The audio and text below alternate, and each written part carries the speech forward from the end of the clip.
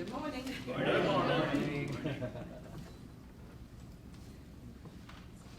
Welcome to day 2 of the quarterly meeting of the Dental Board of California. Today is Friday, August 26th. August 16th. No, August 16th. Sorry about that. I want to ask you all to please turn off your cell phones. Put your cell phones on silent. And for those of you who have them on the table, take them off the table so we don't get feedback noise. For those of you in the audience, you may notice members accessing their laptops during the meeting. They're using the laptops solely to access the board meeting materials that are in electronic format. We're trying to switch over to a electronic format as we go forward. This is an official meeting of the Dental Board of California. The board welcomes public comment on any item on the agenda, and it is the board's intent to ask for public comment prior to the board taking action on any agenda item. If for some reason I forget to ask for public comment and you wish to speak on that item, please raise your hand and you will be recognized. Depending on the number of people who would like to testify on a particular agenda item, a time limit may be imposed. We ask all speakers to please stay on point, and if the time limit is determined to be necessary, to keep your comments within that time limit. Before we call this meeting to order, I want to recognize some people who have joined us today, and if I overlook anybody or can't see you from here, please let me know, and I will acknowledge you as well. So we have with us from ADEX, Dr. Guy Champagne, Dr. William Pappas, Dr. Jeff Herzog. We will be joined, I'm told, by Kathy Kelly, the Executive Director, and also with us is Aaron Kelly. Aaron Levi. From OPS, the Office of Professional Examination, we have Dr. Heidi Lenzer and Dr. Tracy Montez. Have I overlooked anyone? Okay.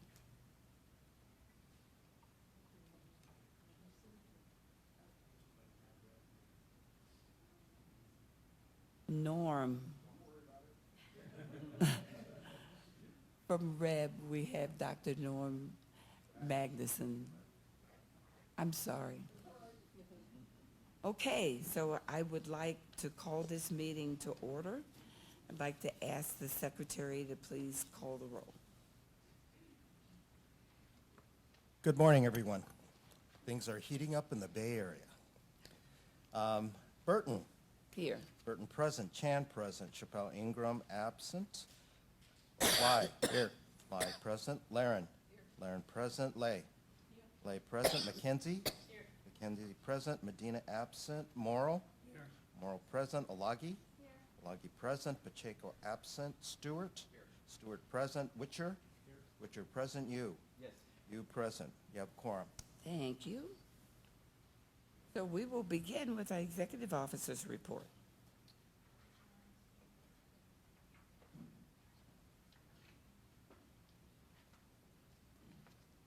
No. All right, good morning. I'm Karen Fisher, the Executive Officer of the Dental Board of California. I'm going to keep my remarks today brief because I have been updating the board on a regular basis since our May meeting. So I'll just quickly repeat some of the things that they are already aware of. I'd like to start with our new website that launched June 26th, and if board members haven't had an opportunity to go there and look at it, I'd encourage you to do so. We've gotten quite a lot of feedback that it's a lot easier to follow and people can find things and it's cleaner looking, and so we're very pleased with how that turned out. We really can't take any credit for it because we had the graphic artists and web designers from the department assisting us in that effort. We are just grateful that now it is ADA compliant, and they have been working, the department has been working diligently to ensure that all boards and bureaus' websites are ADA compliant. So we were one of the first ones to get done, and we do appreciate being pushed to the top of the list. So it looks great. When you get an opportunity, please take a look. Wanted to report on the general anesthesia conscious sedation calibration courses that we had in May. The first one occurred May 22nd in Oakland, and the second one was May 29th in Van Nuys. Of course, our Dr. Witcher was the participant as the lecturer, among some other people. We had a good turnout. There was a 1 p.m. combined GA-CS MGA course. We had 88 attendees, 73 for GA permit holders and 15 for conscious sedation holders. On that same day at about the 3:30 course, it was the conscious sedation course. We had 22 attendees, 2 general anesthesia permit holders and 20 CS permit holders. On May 29th at the Van Nuys location, the 1 o'clock was the combined GA, CS, MGA course. 59 attendees, 45 were GA permit holders and 14 were conscious sedation permit holders. And at the 3:15 course, there were 53 attendees, 27 of them GA permit holders, 23 conscious sedation permit holders, and 3 medical general anesthesia permit holders. So by all accounts, it was a good attendance and well received. So we hadn't conducted one of those in a while. It was appreciated, so we're going to try to make sure we have that on the calendar to do that more regularly. We did receive new evaluators by region. So for the GA evaluators, we recruited 2 in Northern California and 3 in Southern California. For the conscious sedation evaluators, we recruited 7 for the Northern California, unfortunately none in Southern California. For the GACS evaluators, that's combined, the GA permit holders who would like to also evaluate conscious sedation permittees, we have 5 people who are interested in doing that in Northern California and 4 in Southern California. So I think our course yielded some good results. We'd always like it higher and better, but we will take what we can get and are happy that they have joined our team.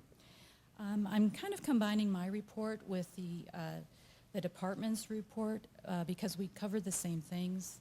There was a director's quarterly meeting on June 3rd, and Chief Deputy Director Chris Schultz is the interim director for DCA. The director left in, I believe, February, March, or April, and a new appointee hasn't been made. So he has just basically given his report on page 239 of the meeting material. As President Burton mentioned yesterday in her report, she and I attended the executive officer's salary study. I know that she was adamant that in her view, it really didn't provide or yield any additional information, and there is a high frustration level. We are still waiting to have a meeting with the folks at the executive office to discuss specifically how the dental board fared in that report. The diversion contract with Maximus will be expiring at the end of the year, and we've been in the process, as well as 7 other people who utilize the diversion program, in developing essentially the request for proposal. We had hoped that it would be out by March because essentially Maximus contracts ends at the end of the year. So we're hoping that the department will negotiate an extension and a transition period in the event that Maximus does not get awarded the contract. So we've been working on that and looking at it closely. So the sunset review hearings we talked about briefly. So as you know, the bulk of our requests for our sunset review language didn't really come out until July 2nd. And so July 3rd, the bill was heard in the Senate Business and Professions Committee. It passed out of committee and was heard in Senate Appropriations on August 12th. After after the legislative session. So this past Monday, I was in appropriations, and the bill was put on suspense, which was not a surprise, which means it'll stay there for approximately 2 weeks, and it needs to be out of the Appropriations Committee by August 30th. Now, the interesting thing is appropriations is not going to discuss any policy issues. This is strictly related to money, and we've been told that because our budget is a $12 to $14 million budget, that automatically puts us into suspense. And so we don't have any reason to believe that that's any sort of a red flag. So after the bill gets out of appropriations, it will go to the Senate floor, and then hopefully it will pass and go back to the Assembly floor for concurrence, because all the amendments have been made on the Senate side. And so legislative session ends September 13th. And so we need to get it to the governor's desk by then, and the governor has until August 13th to veto or sign the bill. Moving on, of course, we had our special teleconference meeting on July 23rd. Thank you again for those who were able to participate.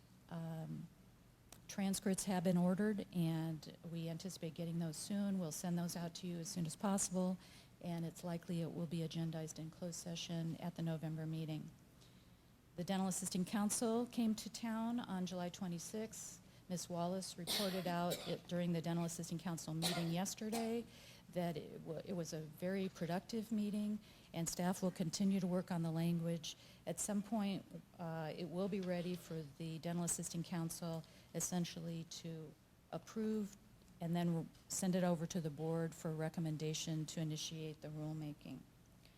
I do need to tell you that on July 3rd, we received an email from the department's chief fiscal officer that the Department of Justice had raised its hourly rates, and they really didn't give us any preliminary notice to that. So that means our enforcement costs are going to go up.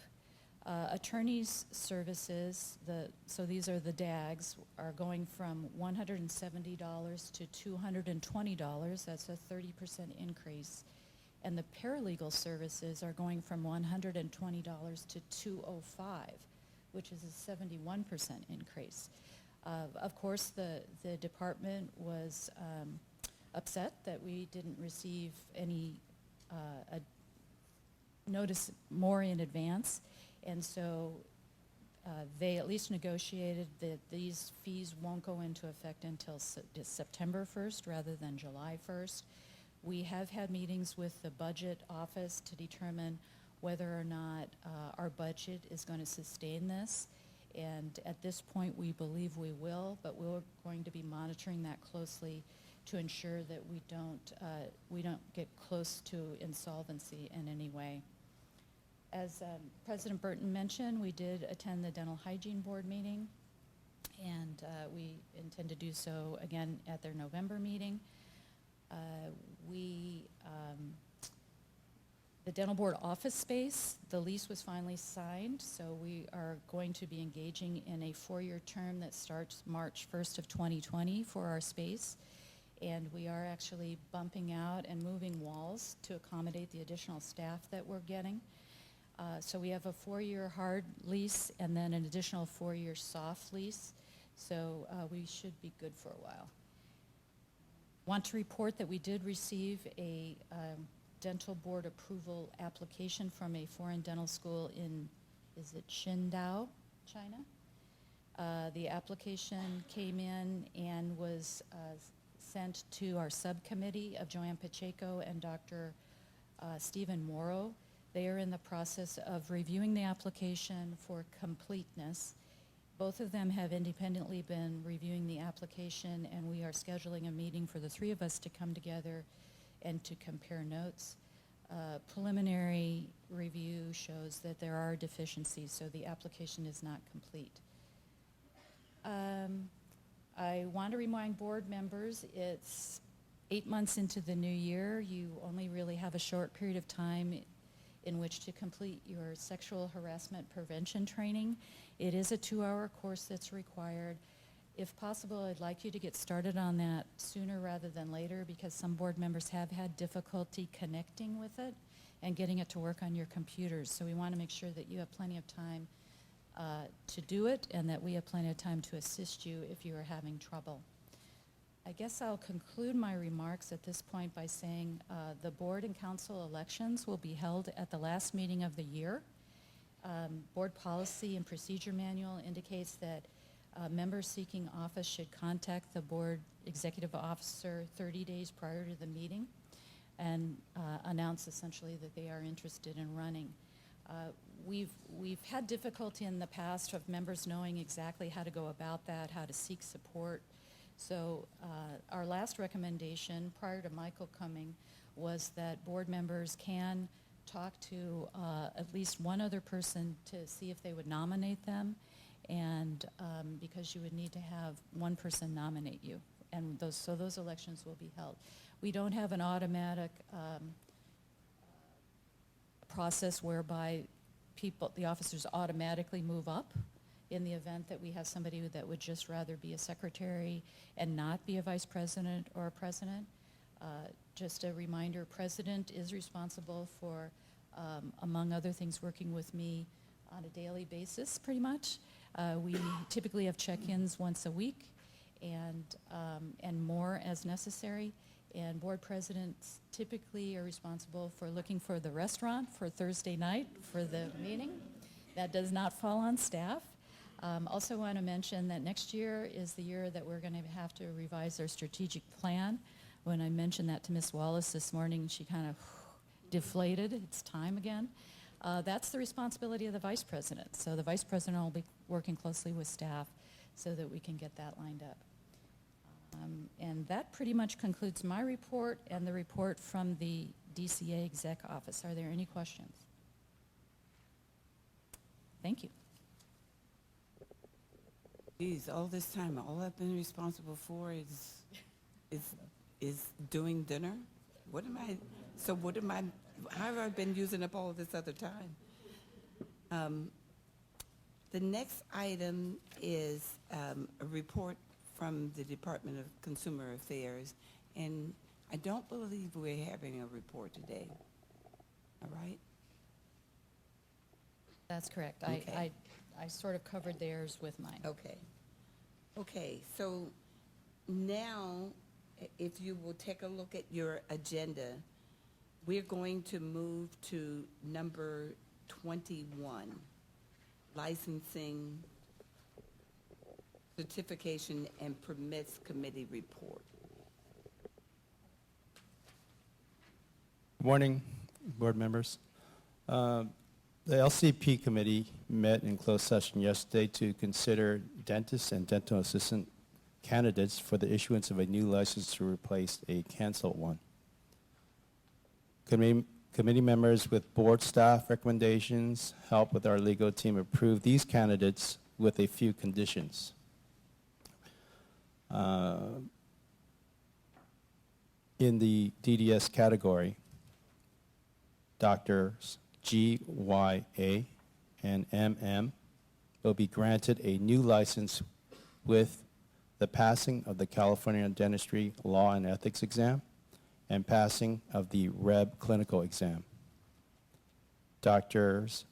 ER will be granted a new license with the passing of a California Dentistry Law and Ethics exam, a written verification of continuous practice since moving out of California, with verification with business letterhead, and passage of the BLS, Basic Life Support Certification, that is required by our board. Doctors MGS and JMS will be granted a new license to replace a canceled one with the successful passage of California Dentistry and Law and Ethics examination. Conscious sedation permit, Dr. MS, was evaluated for the renewal of his CS permit. On-site evaluation was conducted and was ruled failure, and conscious sedation permit is denied. In the category of the California RDA and related categories, my colleague Rosalinda Alagi will be presenting her recommendations. As a condition to having RDA license replace an existing canceled RDA license, the following applicants, AB, RB, NG, AR, CL, LP, KT, LW, will take and successfully pass the combined RDA General and Law and Ethics written exam. As a condition to have a RDA EF license replace an existing canceled RDA EF license, the following applicant, SA, will successfully pass and complete the RDA EF clinical, RDA EF practical, RDA EF written, and combined RDA General Law and Ethics written exam. And that concludes the dental assistant portion. So with this, we ask the board members to understand that it's up to you to clear our findings. Thank you.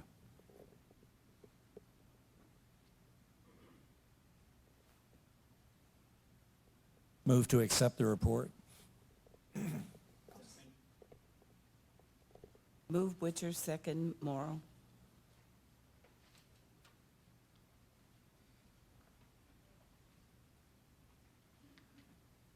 Call for the question. Burton. Aye. Burton, aye. Chan, aye. Chappelle Ingram, absent. Lai. Yes. Lai, aye. Laren? Laren, aye. Lay? Lay, aye. McKenzie? McKenzie, yes. Medina, absent. Morrow? Morrow, yes. Alagi? Alagi, yes. Pacheco is absent. Stewart? Stewart, yes. Witcher? Witcher, yes. You? You, yes. You have a quorum. Thank you. Pass. Beth. Sorry. Okay.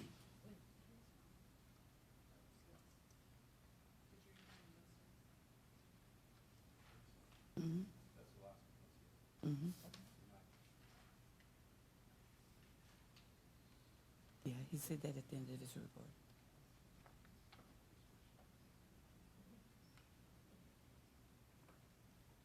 Hey, thank you, as always. Next item is item 17. And the first is examinations, update on portfolio pathway.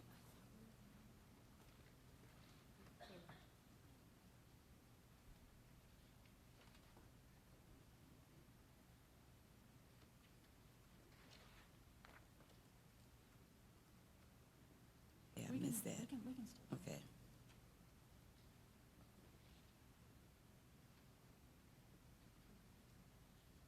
Okay.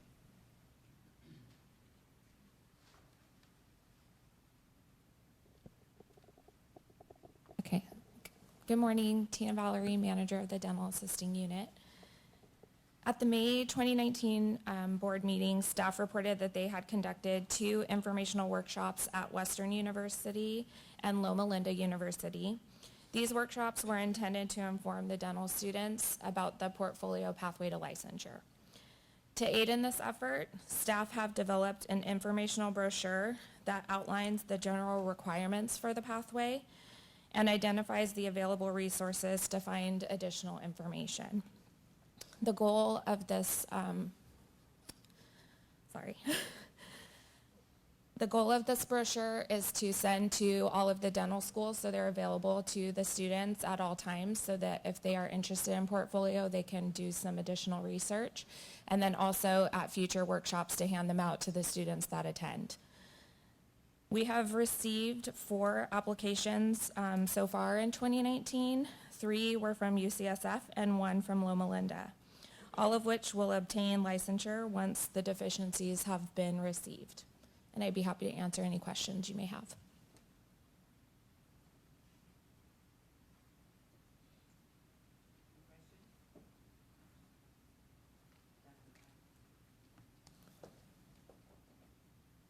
So, do we have direct connection with somebody in the schools that we contact on a normal basis? I mean, like a quarterly or when examinations come up? Because I So- think we lost somebody at UOP, and I think they have actually put the portfolio on back burner. So I know, I just heard that our contact for UOP has, I think, retired. So we're working on finding out who will be taking over that for that school. But yes, we do have contacts at each of the dental schools for the portfolio pathway, but some schools are a little more communicative than others have been. But we're still reaching out and still trying to work with them to do site visits and reach out to their students. It's just trying to get it all set up and at a time that works for them. So do we have 1 or 2 contacts per school? Honestly, at this point, I don't know how many are available. I know previously when I was reaching out to them, I had one main contact. But obviously, we have contact with the deans if necessary. So typically, they had one person that handled like the logistics and the paperwork and things like that. So I think it's the same currently. And also, clinical instructors, is there a kind of a review for them? Is that all included in the packet that we give them? It seems like there's a lot of confusion. I guess I just need more clarification. Are you talking about the examiners that are conducting the portfolio examinations? Oh, it's okay. We don't have to waste time. I'll talk to you later about that. Okay. Thanks.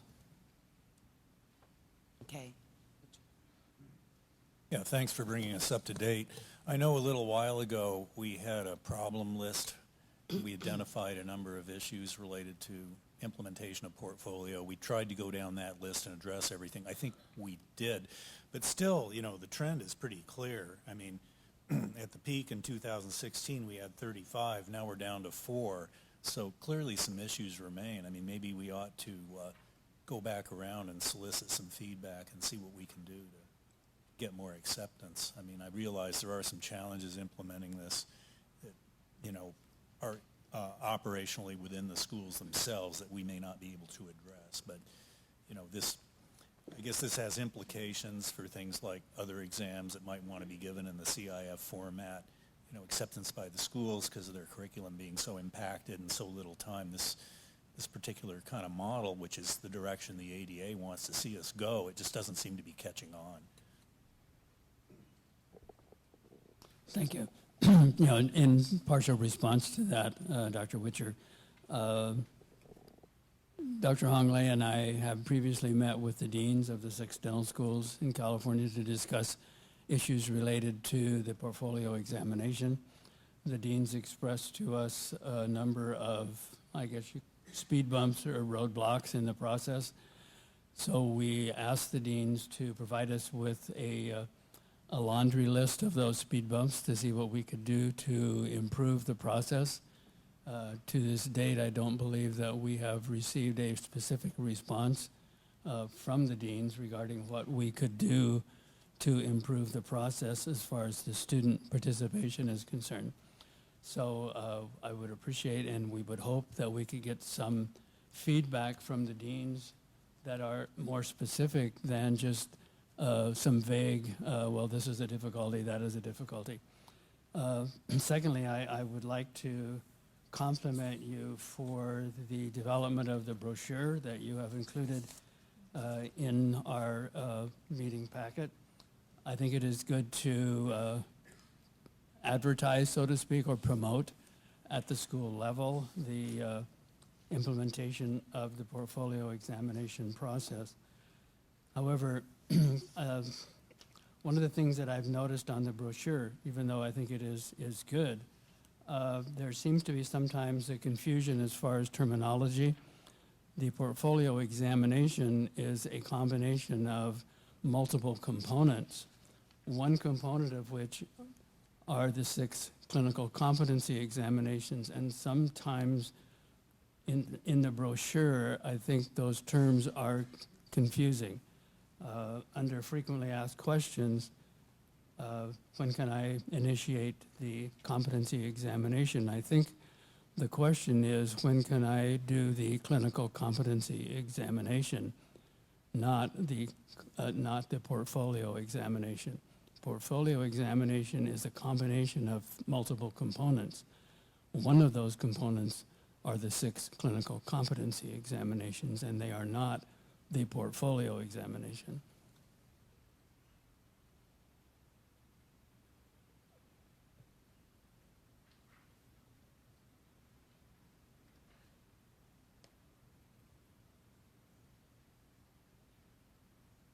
I will definitely bring that back to staff, and we can always make updates to the brochure to try and make it more clear.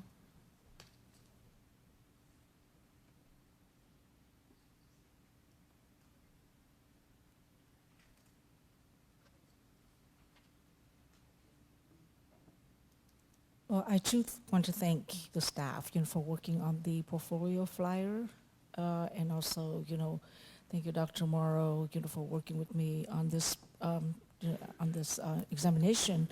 So I know that you have addressed some of the issues that we received from the schools, and so have you gotten, same as what Dr. Morrow was saying, have we gotten feedback from the schools, the deans, the faculty, whether or not we have fully addressed the issues that they brought to us 2 years ago? Because I think it's important that we think that we knew what they wanted, we addressed them, but whether or not we actually fully addressed them, I think that's the part where we don't know, how they received, our responses. Because clearly, the acceptance is going down, and I'm concerned that next year there may be 0 application, and really the program would just go away. So I'm just wondering, what would, I think it's probably one of the next steps is to ask the schools for the feedback from the things that we have done to improve, the program. Because I understand that, so I think some deans have now just basically decided that they're not going to do it anymore because of the interruptions in the clinic flow, and also the staffing issues, the calibrated examiners that they may not have, at the school. So I'm very concerned about that. So if somehow we can go back and get the feedback and see if we have addressed their concerns, and see what else we can do in order to move it forward.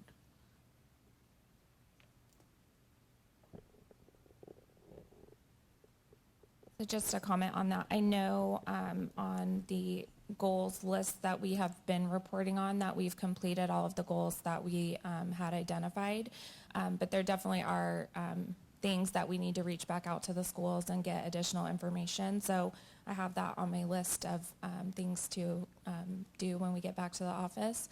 So specifically any struggles that they're having as far as implementing the portfolio and getting the students actively involved. So we definitely plan on reaching out and gathering the information that we asked for during our visits to hopefully move this forward and make the changes that we need to make. I think it's definitely time for us to make appointments with the deans. I understand that there have been changes within the leadership of schools. So I believe it's time for us to make an appointment with the deans, likely a board member and myself, to move forward. And particularly for the state schools, this was something that the governor believed in at the time. And I mean, I think that we need to strongly emphasize how important it is as a state school to be supporting what the governor had thought was a very good idea. And we'll go in gently and then twist a little bit, see what happens.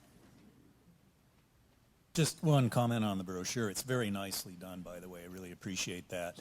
But in this day and age, the students are on electronic media almost exclusively, and pamphlets tend to collect dust. And I would maybe consider posting that on the web in a similar format, maybe a separate link, or I know we have something on there already. But anyway, just maybe think in electronic terms. I mean, it could be the same format, layout, all that. It's very attractive. It does draw you in. But just, I don't know that paper really is where people are looking anymore. And when we were having these meetings with the students, and by the way, the students are enthusiastic about this, so I don't think that their interest has waned. I don't feel that the schools are notifying the students of what's available. And so when we did have our staff go out and meet with the students, they were very well received. And our staff thought, well, it's almost as if we'd like them to take a paper brochure with them as they leave as a reminder. Of course, we would have it also on the website, but just as a reminder, and if they wanted a quick reference to the things that were hit on when they had the discussion, it would be there. But you're right, it should also be on our website. Anything else? Any public comment?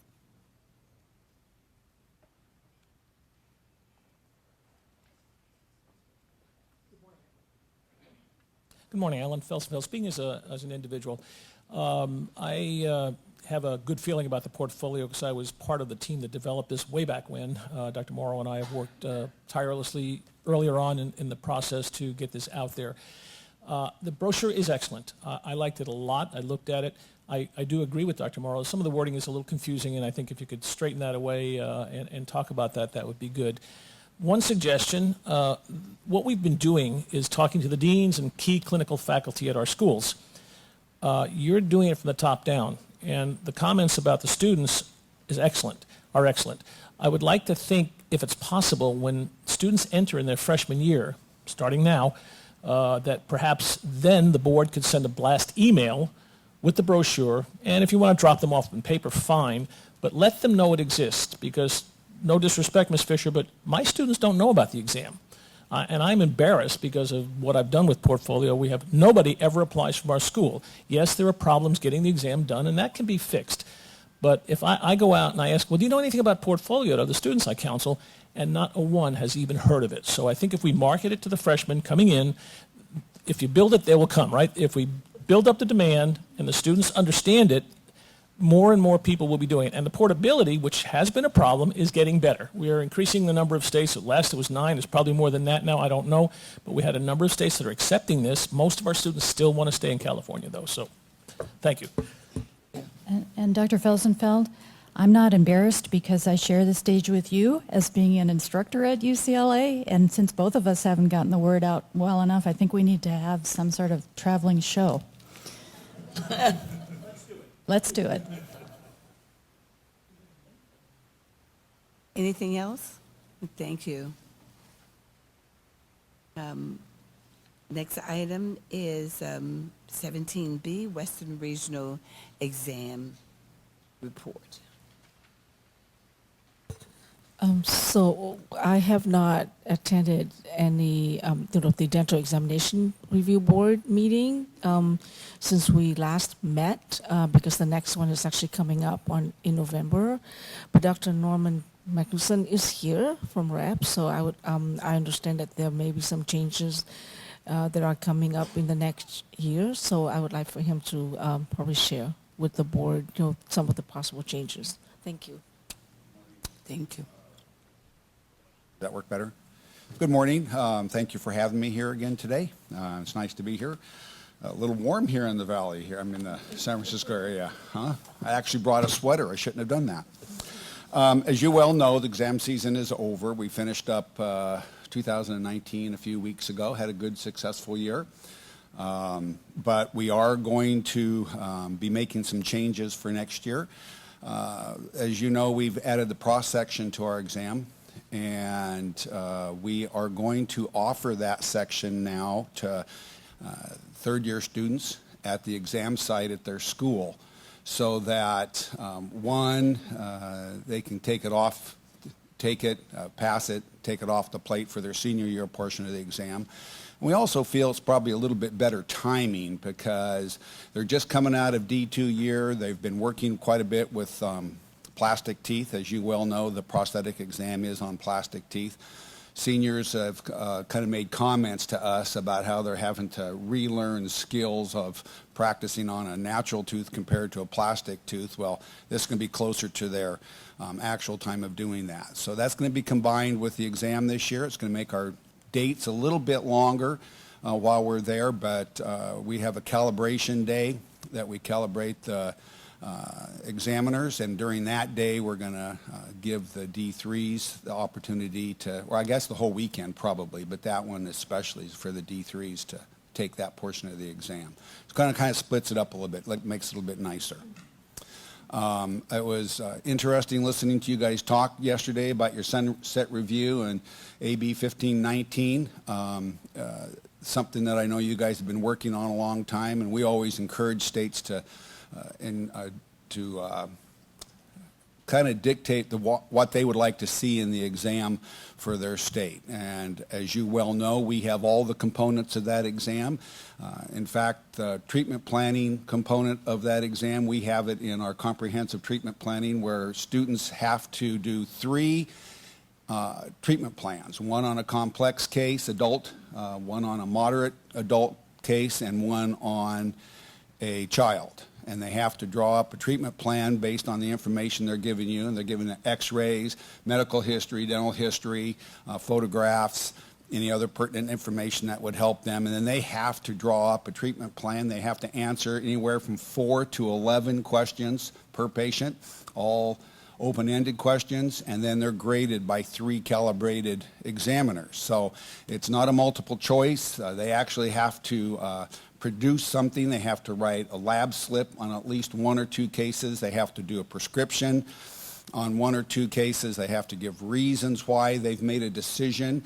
The committee makes it, what the committee works hard on is to make an ideal treatment plan, but if the student has a different way of going about it, and they can have, one of the questions would be, why did you take this avenue? And if they can justify it, then that would help them in the exam. As you well know, we all are individual personalities. We all look at life a little bit differently. We all have treatment plans a little differently. So our exam takes care of that.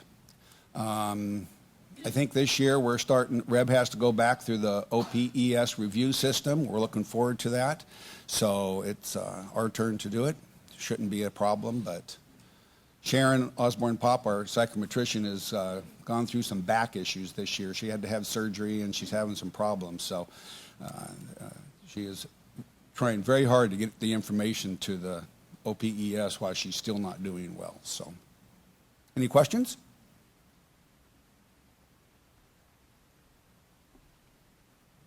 Norm, it would be interesting to see, for the exams that are given in California, how many of the candidates are actually from that school?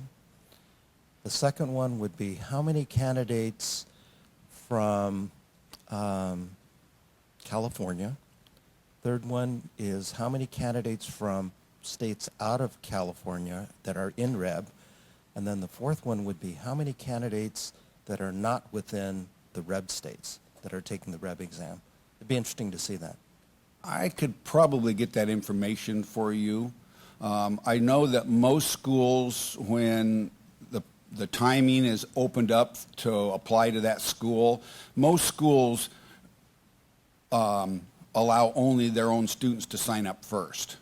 And that way, as the students apply for the exam, their spots will be filled up. If they have open spots later on, then they can open up for out-of-state, out-of-school people. Some schools have big enough clinics that they just have more than enough, and they open it up to everybody. So every school does it a little bit different. I'm going to guess 90% plus are from the school, and especially earlier in the year, the first exam. Some schools give multiple exams, so USC gives 2 or 3 exams.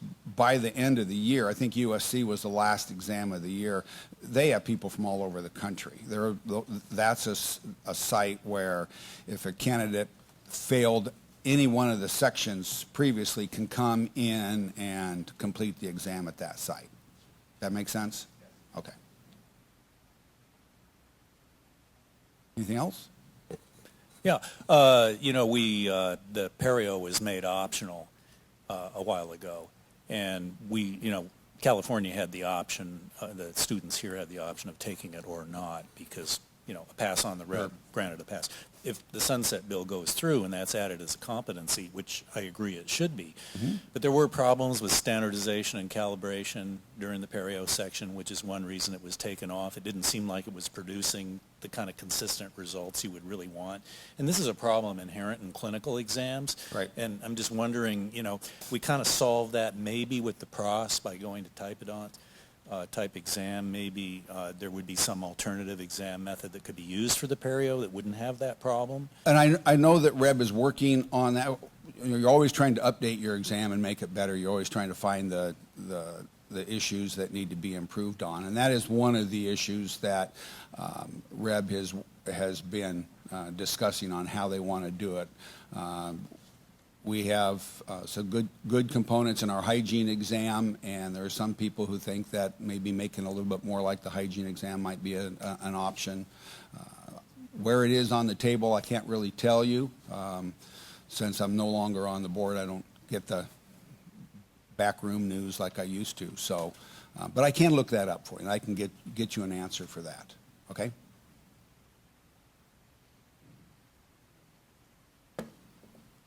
So my question is, what is the cost of the exam now? And if out of state is more, if a student coming in from a different state is more? Nope. Is all the same price? So just for cost comparison. So, and I don't have the exact numbers for 2020 yet. I don't know if they've completed those. But it's right around $2,400. Then there is a school fee that's added on to that.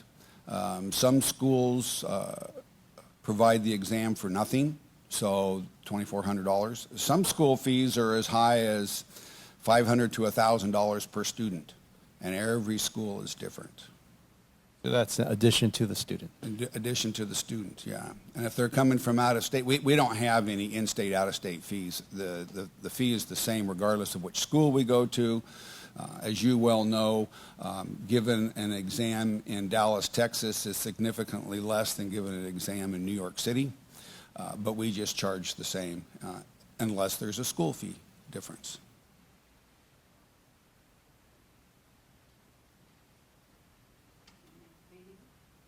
Excuse me? Next meeting? For the DERB? The DERB is November 8th, and it's going to be in Denver.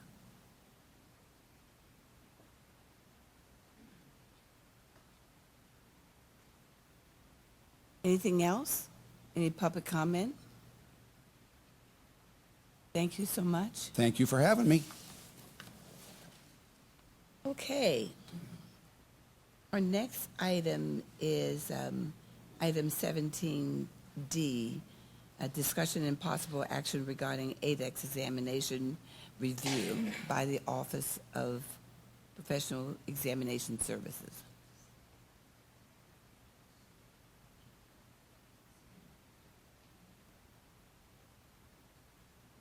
Back up. Back up and do C before D, which is the presentation by ADEX, and we've been joined by Kathy Kelly. Okay. So if you would come forward. So we're doing agenda item 16C right now, which is the presentation by ADEX. I'm sorry, 17. Hi. For the record, I am Kathy Kelly. I am the part-time executive director for ADEX. However, we have other representatives from Yeah, ADEX I had to present. introduced others previously, so Certainly. when the come forward was actually for everybody. Oh, okay.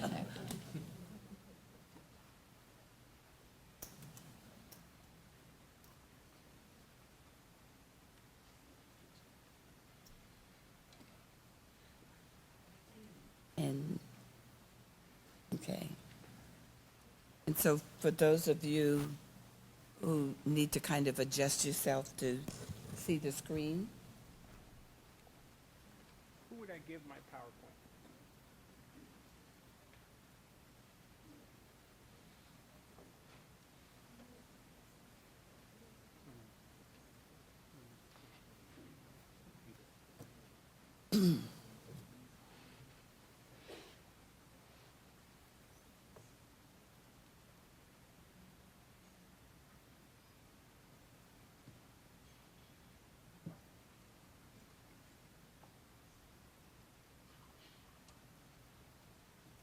For any board members needing a bio break, this is the time to do a quick one.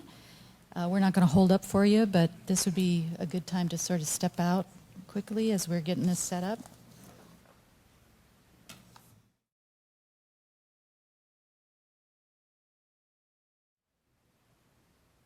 Okay, who's going to start? Greetings, Madam President, fellow board members, and staff. I'd like to introduce Dr. Jeffrey Hartzog, Vice President of ADEX from Mississippi, and a past president of ADEX to my right, Dr. Guy Champagne of Maryland. I'm Dr. Bill Pappas from Nevada, and I'm the current president of ADEX. And our executive director you met, Ms. Kathleen Kelly. Whoop, too far. Try again. ADEX is an organization of member boards which develop and maintain the ADEX examinations. In addition to the ADEX examination, the Dental Board of California may choose to become a member of ADEX, and as the sole occupant of District 1 would appoint its own member of the Board of Directors and the dental examination, and a member to the Dental Examination Committee and House of Representatives.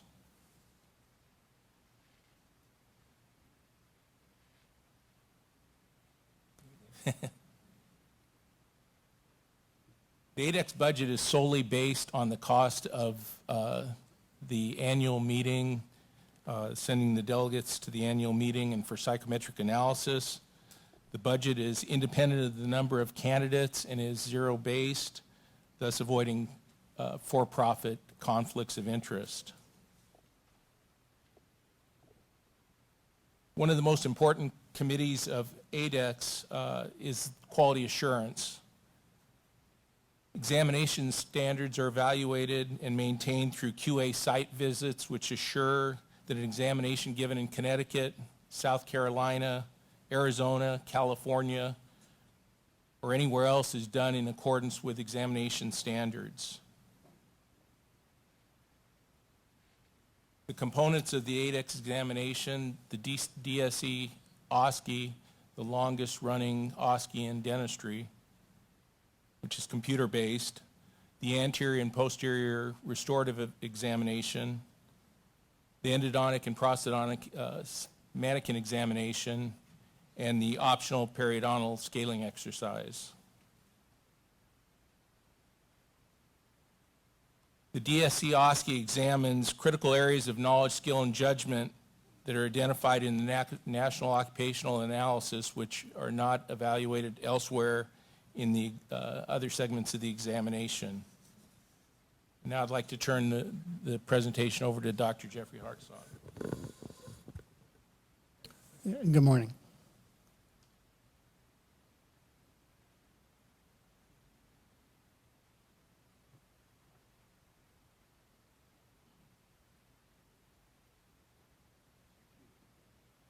Okay, go ahead. First of all, there is only one ADEX examination. Today we're going to concentrate on the PC-CIF, but there's also the traditional format that's given in some schools, and the school actually is who determines the exact format that the exam is given. Any ADEX exam is given with the same standardized IT platform, which ensures that all of the grading is done according to the criteria. And one other thing about it, the assignment of examiners to the candidates' patients is done randomly, and it's also done to ensure that the distribution of work done is equal, so that one or two graders don't grade the majority of the cases. You can see right here, here's the grading platform that each examiner sees on his tablet when he goes to the individual patient, and you can see the criteria are listed, and then the criteria are specified so that there's no guesswork. The grader knows exactly what the limits are, and he or she enters their grade accordingly. Now, there's a question about whether or not there is a need for clinical exams, and I think you can look at these examples and see why there is definitely the need for clinical exams. These are examples of licensed dentists licensed in New York with the PGY1. There's an example of a crown prep. You can see the cup margin, the irregular margin, the over preparation. Go ahead. Oh, okay. Back up. There's a similar destruction of a tooth, soft tissue damage, and there's some hard tissue damage. These are all licensed dentists, and they have been licensed by the PGY1 method.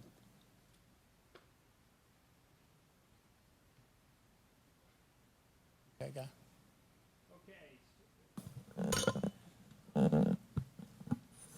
I'd like to discuss, which I think what the board is really focusing on, is the administrative process for the exam and how we deliver the exam.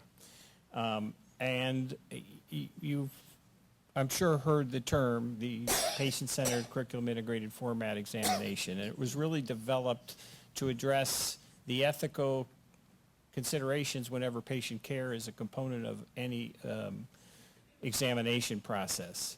And what part of our goals was to incorporate the dental school's prerogatives to have their institutional protocols as part of that exam, to make sure that the patients who are being treated are treated within an appropriate treatment plan, appropriate time, within the constructs of the school, and really to help increase the transparency of the examination process. So what were those ethical concerns that everybody talked about? Well, first of all, we know about the very unfortunate and I find disgusting process of patient brokering, where companies actually sell human beings so that you could take an exam on it.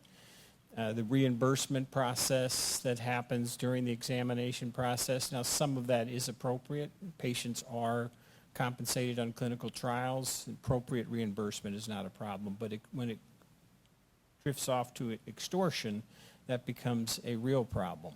When candidates delay treatment in anticipation of an exam or for an exam, or alter what they're going to do for the exam. And I think it's because we're so far away from this dongle.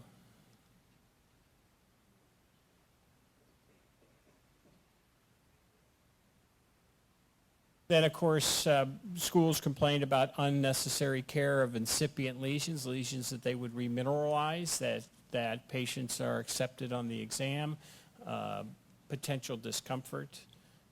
Who's going to be responsible for follow-up, whether it be patient management, whether it be postoperative complications, whether it be incomplete treatment. All of these were appropriate considerations that should be addressed if a patient's going to be participating in the examination.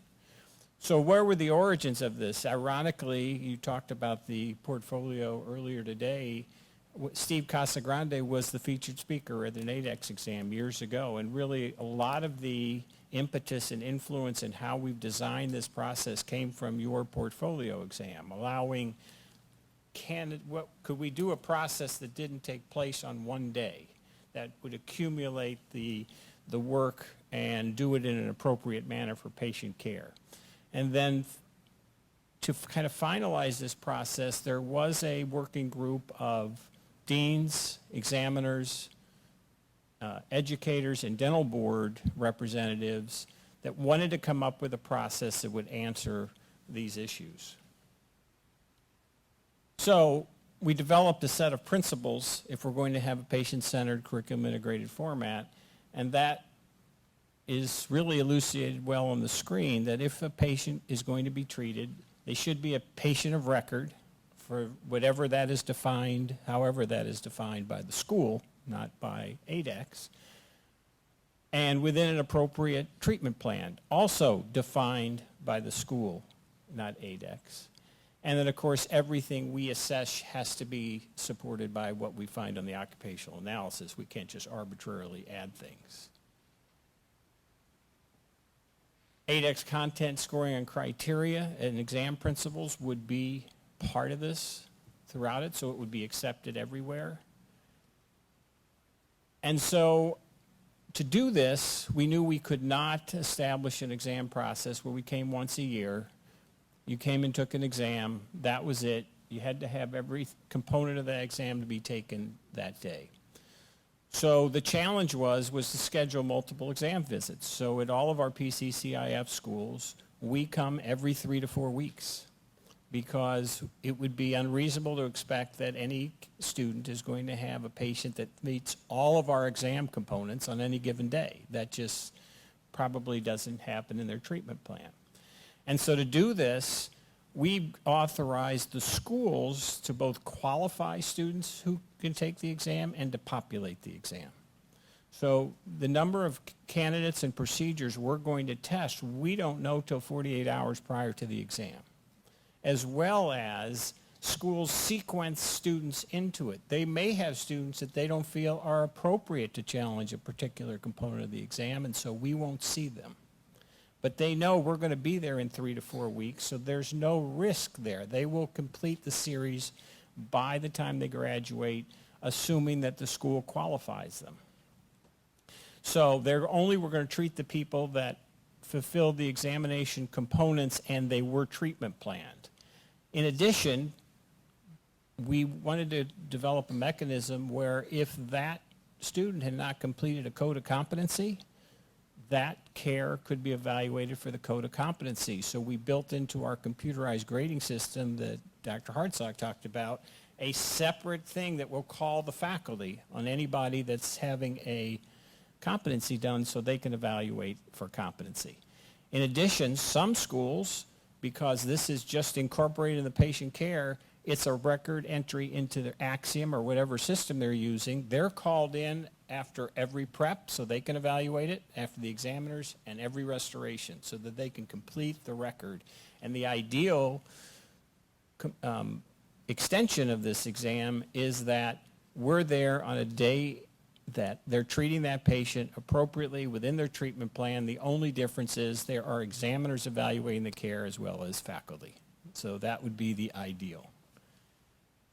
So, again, must be part of a approved treatment plan. The difference in our conventional older exams is that the faculty provides any follow-up care. They supervise the students so that the patient is the focus, not the exam. So if for any reason their care was not appropriate to place a restoration, they would work with the faculty, remediate what the issue was, place the restoration. We've even had cases, unfortunately, but the candidate had an exposure which required a root canal. That was completed on that day of the exam under supervision of the faculty. Any performance that is not met standards for clinical acceptance under the ADEX format, the faculty is brought in. They're shown what we found. They relay that to the candidate, and they work with the candidate at that point to complete the care. And as I said, we have real remediation so that the faculty, the school, approves somebody to do a retake. And sometimes they have to skip an exam, the next exam, because the school has felt that they have not come up to that point. So what's the outcome of us doing this format for the last couple of years? Well, I think the most important thing is the patient is the center of it. It's not the patient shows up for the benefit of the candidate showed up for the benefit of the patient. That's, I think, the most important. Most patients are not compromised, in fact, compensated. In fact, in many schools, they pay for the care. It's just the day in the clinic. The clinic is going on around us. We've had ADA and AD observers in the exams, and most of them have commented that we didn't tell them it was an exam. They wouldn't have known it, except for how the grading area runs. Many of the patients and candidates had their code of competencies done at the same time, and 100% of the time, postoperative follow-up or postoperative care that's required is supervised by the faculty. Now, it's, I think, important to understand that the PC-CIF is a menu of options for the school. And just as code of competencies and criteria is not uniform across the schools, schools get to establish that themselves, institutional policies are not uniform across schools. So we wanted to do a couple things. First of all, we wanted to make sure that every candidate had an equivalent cost of the exam. So understand that retakes are done at the home school. We felt it was inappropriate to pay for patients to travel, to put them up in hotels for the candidate to travel. That increased the costs exponentially. So some of these exams that we give toward the end of this process have 2 and 3 candidates. So we try to follow that principle as much as we can. But this is the menu of options a school is given. They choose how the PC-CIF format is delivered in their institution. We think that's appropriate.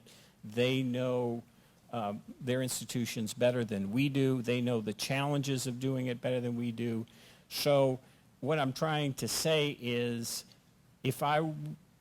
we couldn't give you a hard definition of what the PC-CIF is other than all schools, 100% of the institutions, are offered this menu. They can take all of them, or they can take some of them as is appropriate for the school. So all of them, I will tell you that all the schools that do PC-CIF, almost all choose that they want to approve the treatment plan.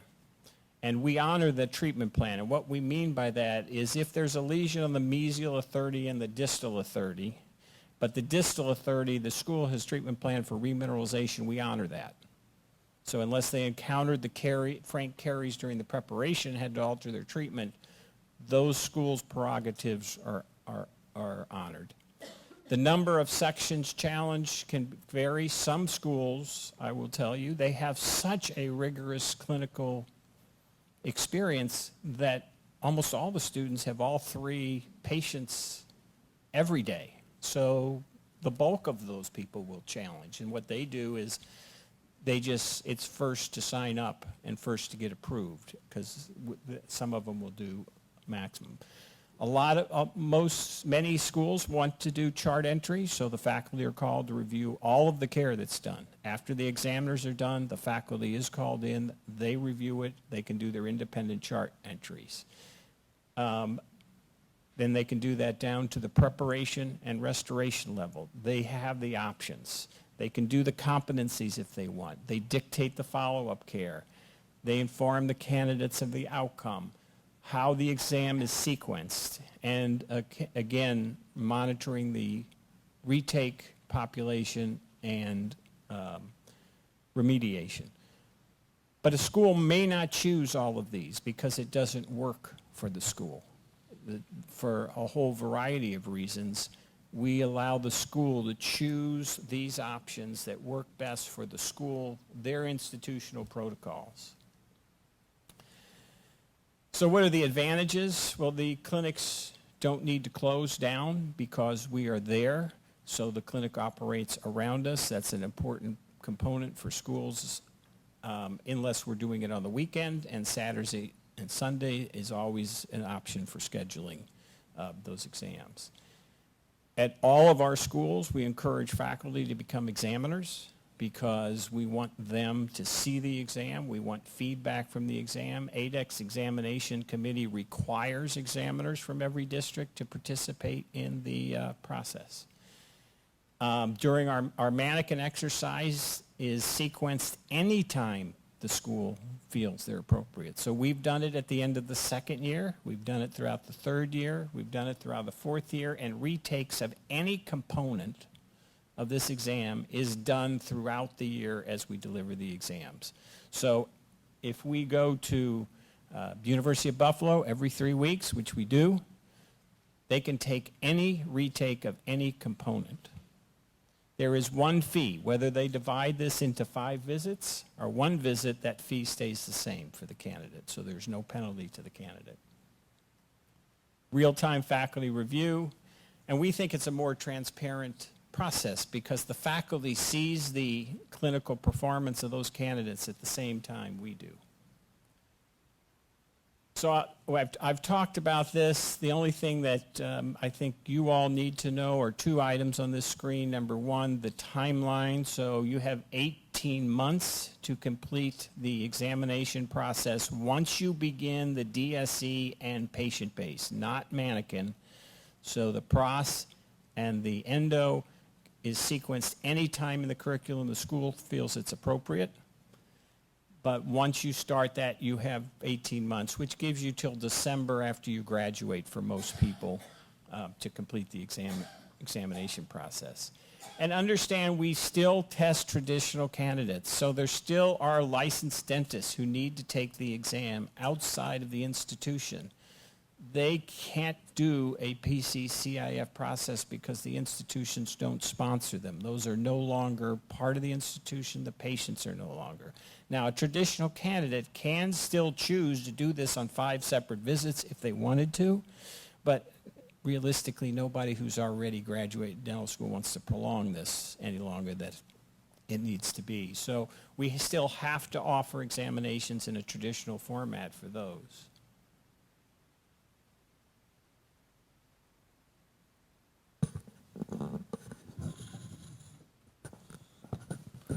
Okay, this, the coloring is not the way I thought it was going to look like. But basically the dark areas, the real dark areas are all of the states that ADEX is now accepted in. You can see there's 2 or 3 other states that are a little bit slightly different. One is California is not quite as dark, and that's because we're still in the approval process, or that's why we're here. The second 2 states are, you can see Alaska and Georgia. Neither one of them at this point in time are in the process of being approved. We are making proposals to Georgia and Alaska, and there are certain candidates on a case-by-case basis in Alaska that can get a license with the ADEX exam. They have to meet some other certain criteria. And then the last 2 states that are not ADEX states are New York, which only licensed by PGY1, which is a postgraduate year, and then there's Delaware, which is the last remaining state that gives their own clinical dental exam to their graduates, and Delaware does not have a dental school, so they have to do their exam that they developed at Temple University in Philadelphia. So any questions?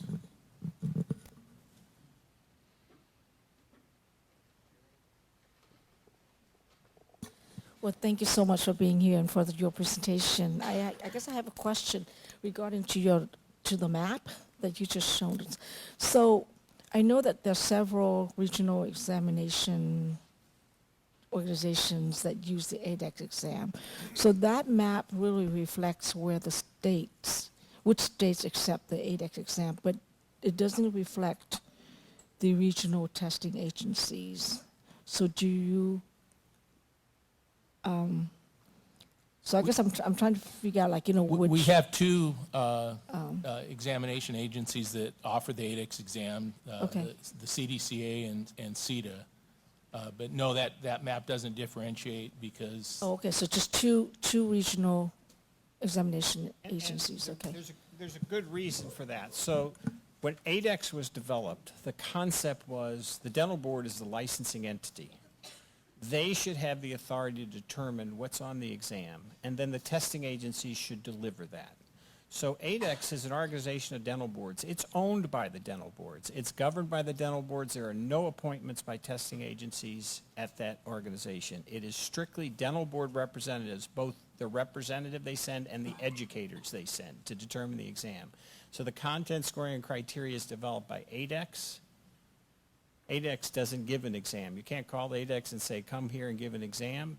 We want that free from a conflict of interest. The dental boards get to decide what they want, and then it's handed down to those testing agencies willing to give it. So that's why those states that you see recognize ADEX because ADEX assures that no matter who's delivering it, it's the same exam. So are you saying that the states that accept CETA will also accept ADEX and what? CDCA. So the CDCA? Yeah. Yes, and vice versa. Now, there are states, like the new California statute, my state, Maryland, Florida, D.C., that their statute says the same thing, the ADEX exam. They don't refer to a testing agency. They refer to the state standard in testing. So if you want to meet that standard, you deliver the ADEX exam.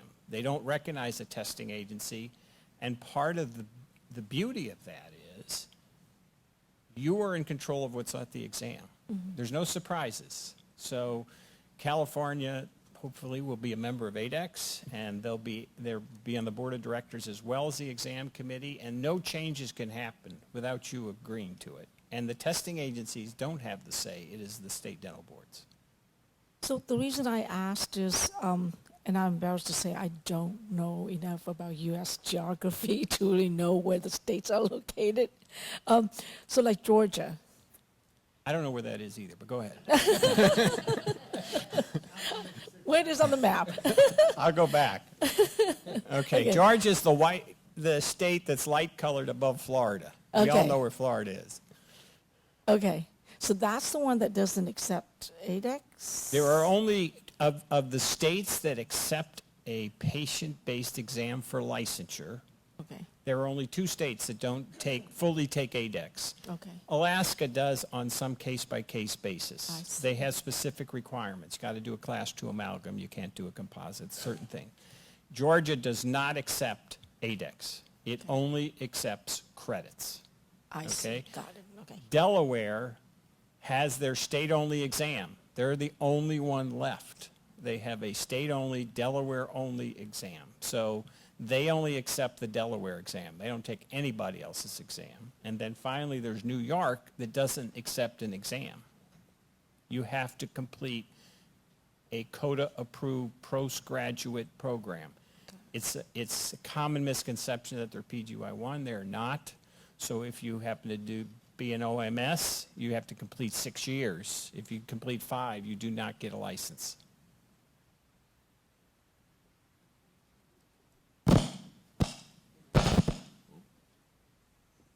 Okay, thanks for that presentation. Good to have you all here. We had a lot of information about CIF, which was a little new to some of us. I mean, I know that you offer that format, not really anything more. It was interesting that you kind of tailor it to the school. But can you tell me just roughly overall how many schools out of the one, I think you give, what, 34 exams? 34, 35 exams a year? No, I mean, at different locations around. And then how many of those would, how many of the, well, let me rephrase the question, make it more specific. How many schools offer CIF compared to traditional? Just to give you a total number of schools is approximately 55 dental schools throughout the country, which is 83% of dental schools in the country. As far as PC-CIF, well, see, all of the schools, that's what I was trying to show you with that menu. We do not have a school that does not participating in a CIF process. They're all participating in a PC-CIF process. It's what components of that process works for the school. So that's the issue. Some schools have no interest in reviewing the care, unless it's an unsuccessful candidate. So they don't choose that option. Some schools do not do competencies because they require the competencies as a requirement to take the exam. So there are no competencies left. Every school does this a little differently because just like their competencies themselves and the criteria they evaluate them with at the school, code allows that to be done within the school. It's just that process has to be done.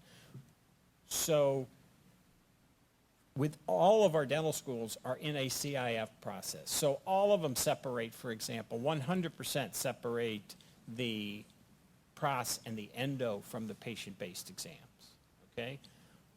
100% of our schools, we go to do retake. So if they're only doing one or two parts, we are coming and they're doing the other part.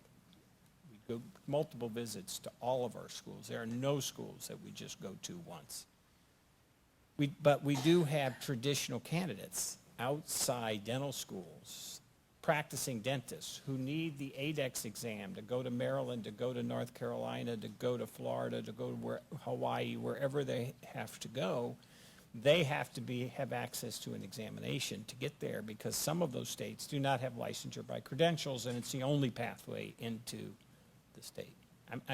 Let me narrow the question down a little, because the patient-based portion of the exam, graduates of the school, not people who have already been licensed. How many schools out of the ones that, give me a percentage roughly, how many schools offer CIF for the patient-based exam, patient-based clinical exam? And I guess the reason why I'm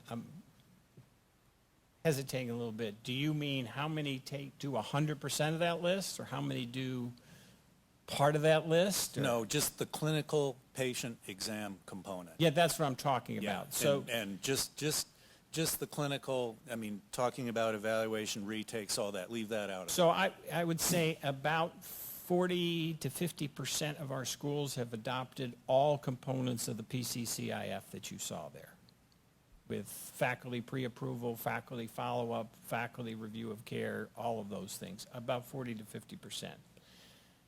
About another 30% to 40% do treatment plan authorization, faculty follow-up, multiple visits. They all qualify candidates to take the exam. And then about 10%, all they offer is multiple visits, because that's all that works within their school. So some schools, I'll be frank, their legal counsel says, we don't want you approving care, because if the examiners don't approve it, we think we're liable. So for example, you could authorize, there could be a class 2 lesion on number 30 that needs to be treated, but it's not in contact. That doesn't meet our requirements. You don't fail. You get to retake that. There's no penalty, but you can't take it that day because it doesn't meet our criteria, or it might not be an occlusion. Some university attorneys feel that's a problem if they get involved with that. Now, granted, it's a tiny minority, but that is some. So we have to honor their institutional prerogatives. We can't force it on them. But the PC-CIF format that you see there is offered to 100% of the schools we go to. You know, I don't know if that's answering your question in the way you're... It does. I have other questions, but I'd like to give other people a chance. Thanks.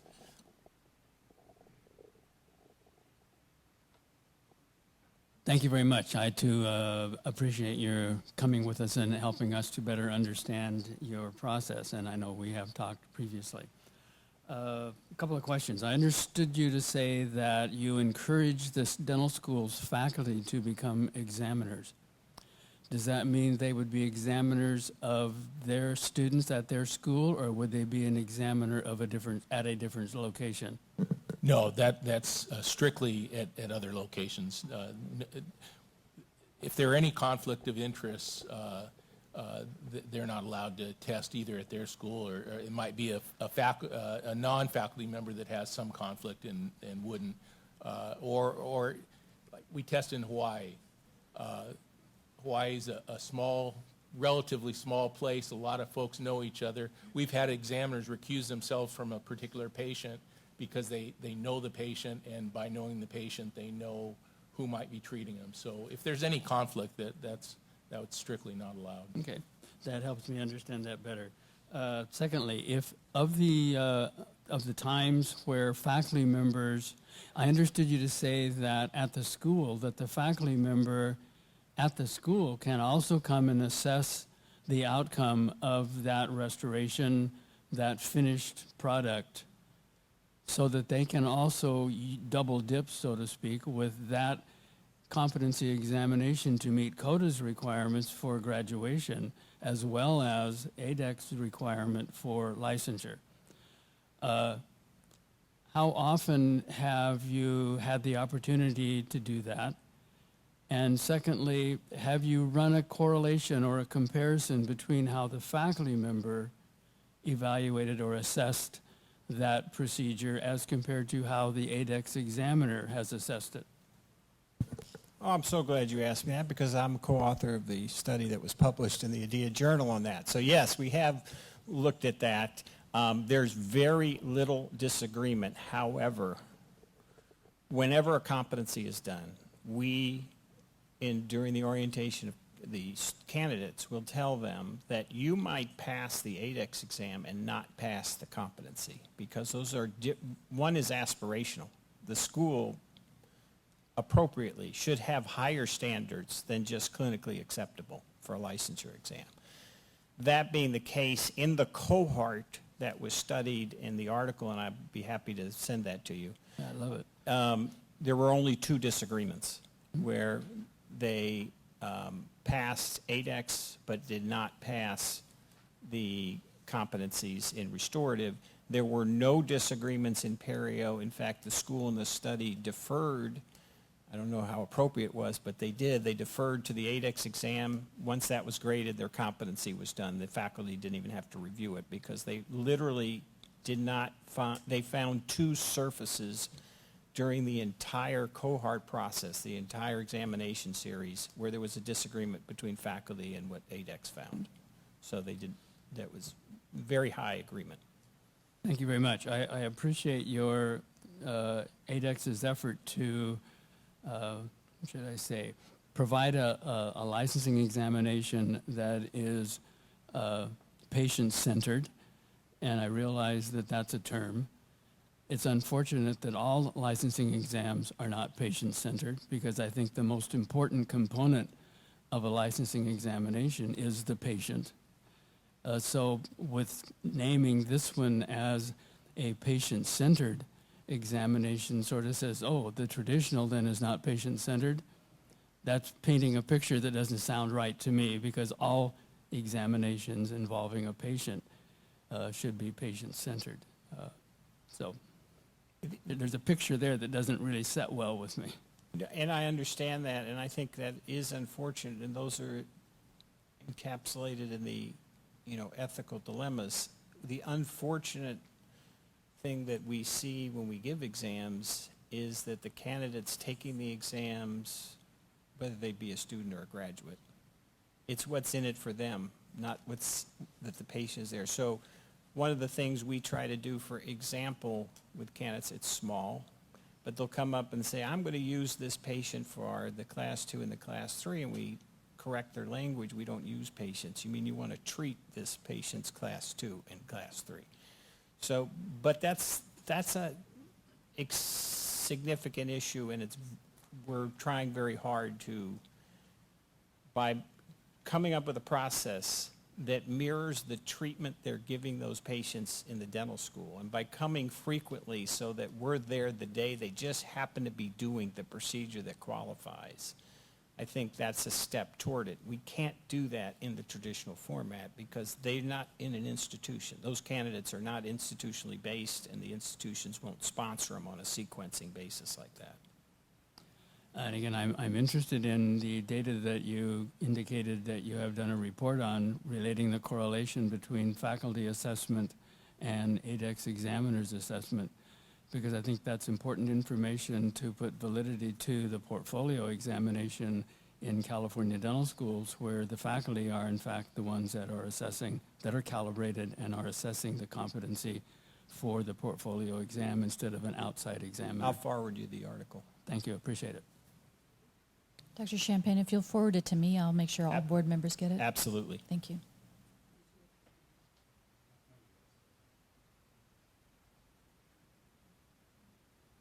Yeah, I guess I'd like to know, here you're using CIF that has a number of electives, shall we say, that can be delivered by the school.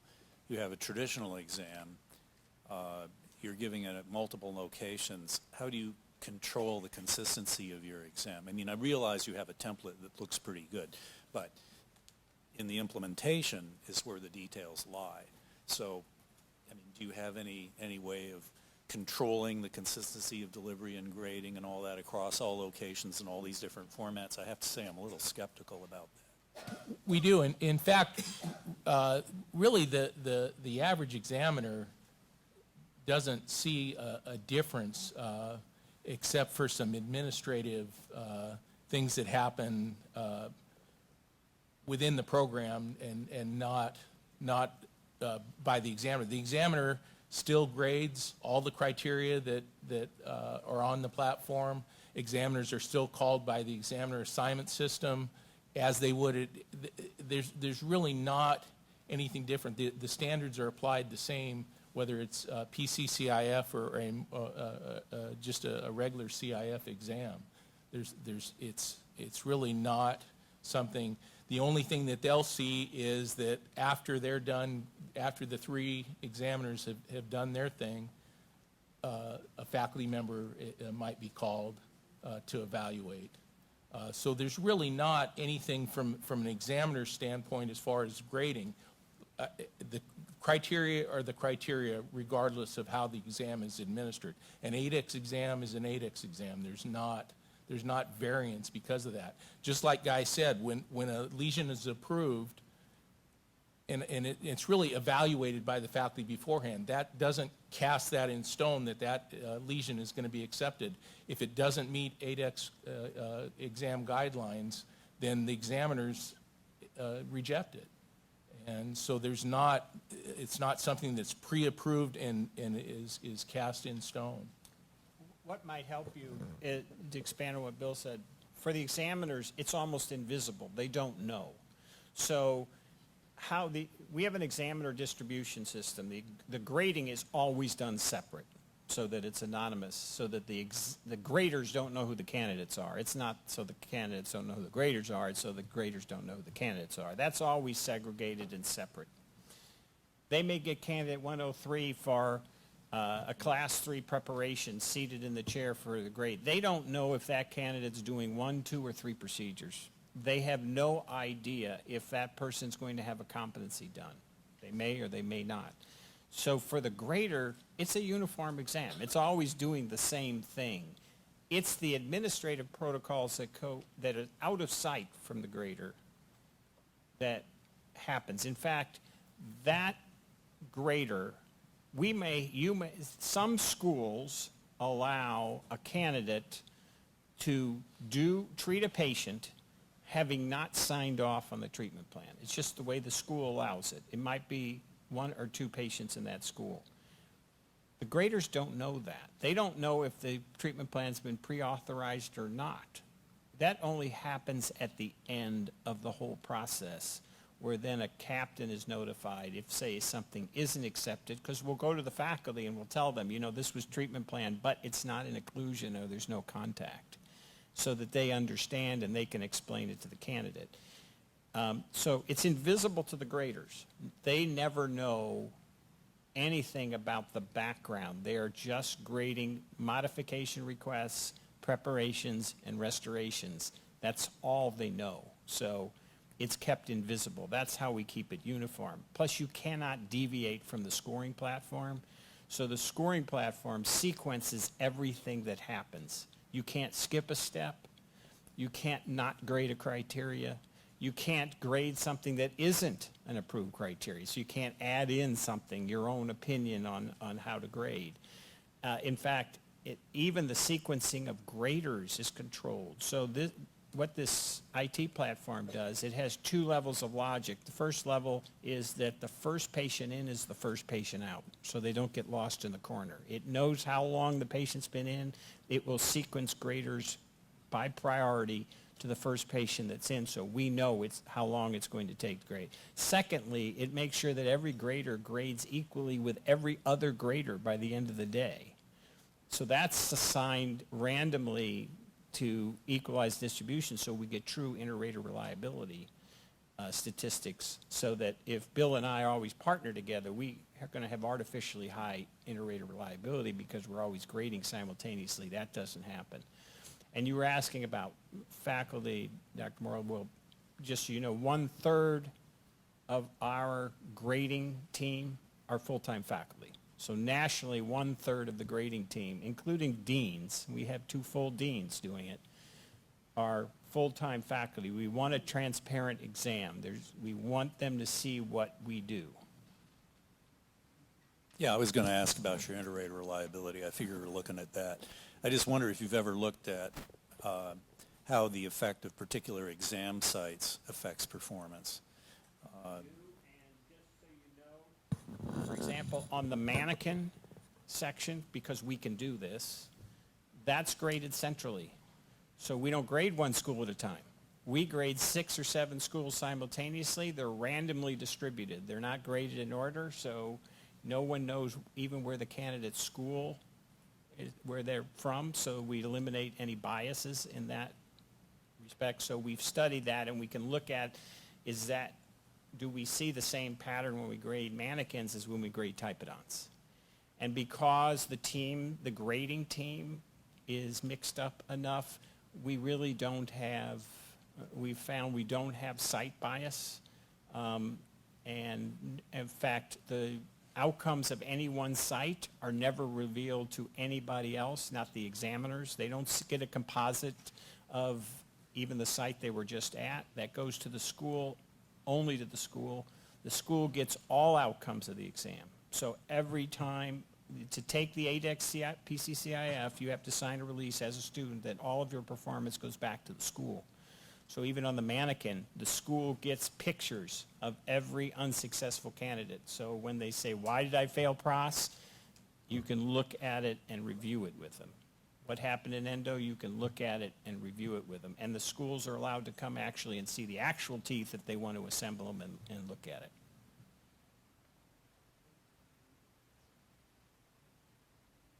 Again, thanks. Couple of questions that came to mind after my previous question.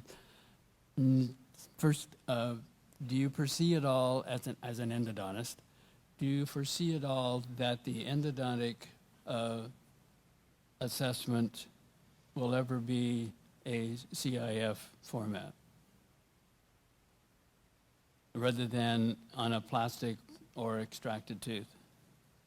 But the problem, well, whenever you say at all, it's hard to answer. But we are looking at innovative testing methodologies everywhere. I don't think in 5 years our exam is going to look, it will be testing the same skill sets, because that's determined by the occupational analysis and is set.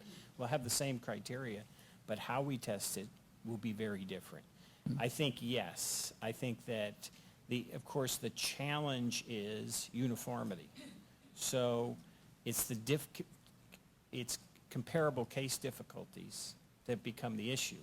So we might have a simulation where we can do something far more than this elementary test that we do, that has more of an in vivo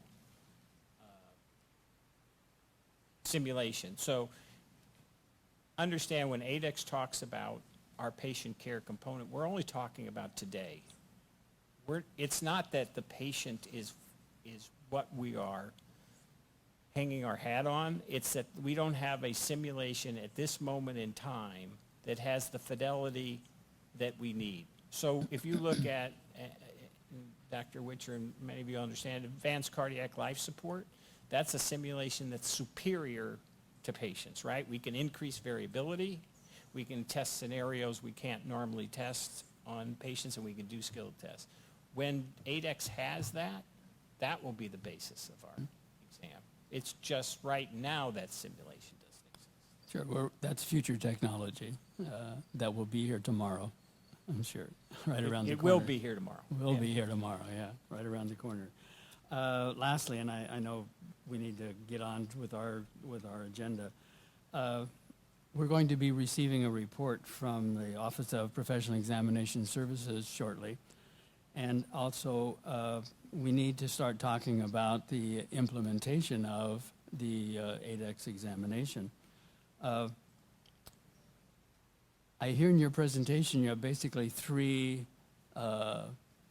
examination procedures: the traditional, the curriculum integrated format and then the patient-centered curriculum integrated format. And according to our code, the board may choose which one of those formats that we're going to approve. In that process, we need to have an understanding as to a little bit better what the other formats are. You've been centered in, and I appreciate your presentation centered on the curriculum, on the patient-centered curriculum format. But that's only one of the three formats that you have. Could you give us briefly an understanding of what the other two formats are so that we have a better knowledge of making a choice? Yeah, thank you for that question. I'm so glad you asked it. Okay, because it illustrates to me that I failed in part of my presentation. So, I'll talk about the traditional in a second, and I'll turn it over to my other two panelists. But the CIF, PC-CIF is one continuum. It is not two separate exams or two separate formats. Curriculum integrated format just means that the components can be challenged at a different time. The PC-CIF is that menu of options of what where we give the school their institutional prerogatives to control the timing, postoperative care, how their patients and when their patients are treated, and if a treatment is appropriate under their institution. In other words, is the lesion too small to be surgically treated? That's offered to 100% of our schools. So anybody taking, we don't differentiate PC-CIF, CIF. It's a continuum offered at every dental school. So if you're taking it as a dental student, it's always the same exam. Please, that's what I was trying to say. Don't get hung up on the acronym, because we have included that as options to 100% of our dental schools. Every dental school can choose those things. The exam is identical. It doesn't matter what it is. You're doing the same procedure, same criteria, same scoring, same outcomes on pass-fail decisions. None of that is different. It is the ability of the institution to have the appropriate say that they should have on how patients of that institution are treated and what's the follow-up care. So it's really a continuum. We could not differentiate. The PC-CIF is when 5 of those 10 menu items are chosen. We don't, it is for the school, they may choose one of those, and that's the PC-CIF they want. It satisfies their institutional requirements for patient treatment. The traditional format is only given to dentists who are graduates of dental school. So that is the exam is identical. The only difference is they take everything in 2 days. But usually these issues are not a problem, because when you're a practicing dentist, you're bringing your own patient. Almost without exception, it is a patient in their practice. They don't go out to companies and get patients. They're getting a patient in their practice. They're bringing him with them. And of course, we supply the typodont. They always show up. So. Yeah, well, I think all of the dentists that are here on the dais are familiar with the traditional format, because that's the format of licensing exam that we've all taken at this point in time. So the two that were questionable to me from a standpoint of not what was tested, but the process of testing was the CIF versus the patient center, or the PC-CIF. And I would say that from our point of view, the term CIF has been supplanted by PC-CIF, because 100% of schools are offered the option list I showed you. But to define what that is, how many options you have to choose, we don't differentiate. The school makes that decision.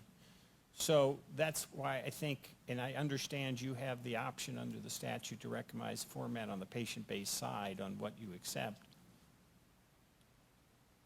Respectfully, it's almost would create chaos to try to do that, because you would have people wondering, did the exam format I take, which didn't have competencies in it, does that meet your requirement? I don't think they'll know.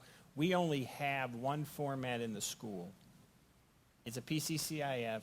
School chooses, I want all of these items to, at the extreme, I want none of these items if that's what they so chose. The traditional candidate is not offered to dental students. That is a dentist. And also, I will note that the code does say that we may choose the format. It doesn't say we shall. Okay, but that is a discussion that will come up in the future. And so I wanted some background on the differences between those. Thank you. And finally, if I might, you all hopefully will join ADEX. You accept the exam. There's no fee. There's no charge. We underwrite the costs. You'll be making those decisions. The board directly won't be a testing agency. You make the decisions on what happens with the format in the future. Thank you so much for your presentation. Are there any questions? We don't have any questions. Okay. Thank you very much for your If there's time. Any questions from? Oh. Okay. Okay. And that's what I was trying. Public comment? Board?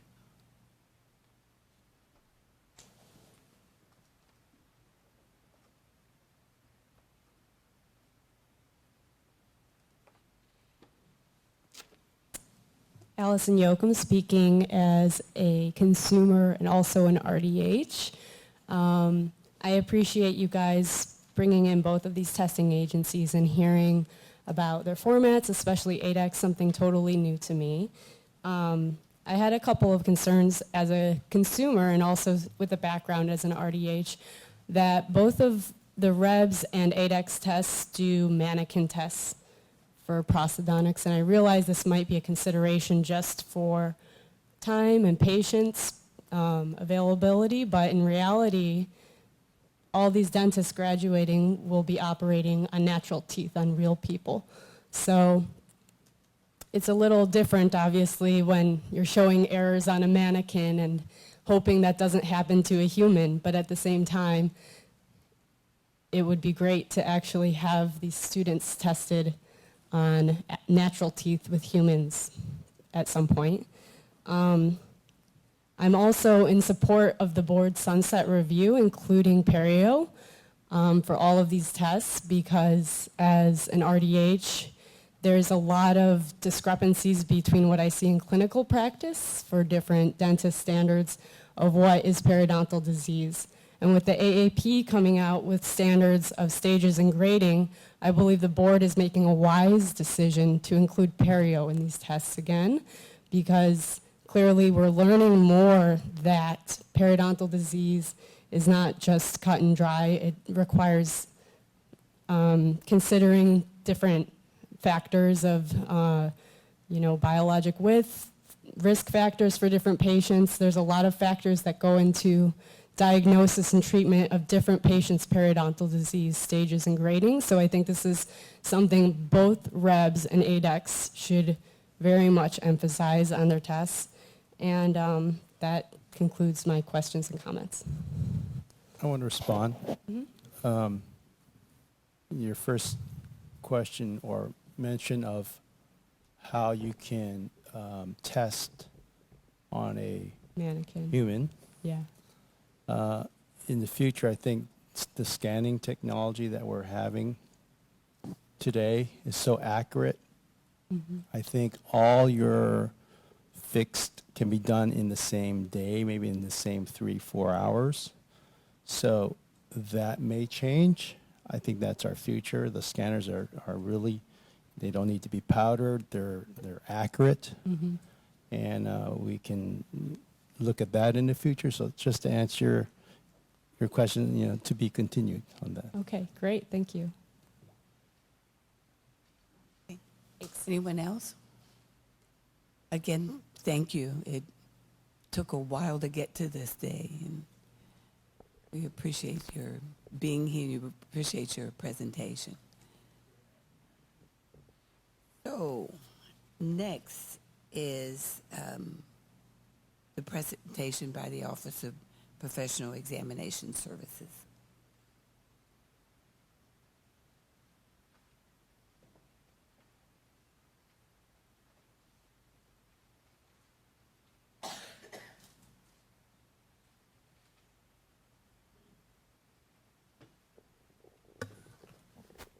we're not actually doing a presentation. The summary of our report was in the board materials, and so we're just here to answer any questions. One of the reasons why we are not making a presentation is we were bound by a confidentiality agreement. We're hoping that over time we can work with ADEX to allow us to release more information, because much of the information that we did review, we make public with most of our boards. So much of the information, again, that we would expect to be released publicly, we hope to soon after some further discussion with ADEX. Okay, so members, the way this will work is if we have questions, we will ask those questions in closed session. So we would have to adjourn, go into a closed section for questions. And let me say too, though, that if you have some general questions about what ADEX talked about, I think that that's appropriate to talk about in open session, because they have talked quite a bit about the information in the report. So they have whatever they have presented to you, we can certainly talk about within reason in open session. If it goes beyond that, then yes, we would have to go into closed session. And I would like to add too, just as we provided in the executive summary, that the ADEX exam did meet psychometric standards. It was found to be valid and reliable, but as we do in licensure, these are our minimum standards, so they were found acceptable. Just because an exam, though, is found to meet psychometric standards does not necessarily mean that it's suitable for use in California. There are, of course, a number of other variables that have to be considered. So we're more than happy to guide you with any decision-making as you go through this process, because there were some very good questions that were asked, and that may need further discussion and further review. But we do feel that the ADEX exam is a strong exam, again, meeting psychometric standards. So the operative word is general questions. Are there members with general questions? Okay. I guess I won't ask a question. I'll just make comments, and then we can decide if it needs to be discussed or not and how to handle it. I guess I would just reiterate that the OPES review of the occupational analysis and how that relates to the ADEX exam, it goes to the level of the organizational and the structural standards and how things are done on paper. It addresses the computer-based exam very nicely. What it does not do is it does not look at the actual administration of the clinical competency portions and how they are conducted in the field, and it does not look at the effects of test site variability and things like that. And the reason I bring that up is this was an issue with the RDA practical. So just, different setting, but similar problem. The other thing is, I believe the ADEX presentation referred to participation by California examiners, and I believe that is desirable.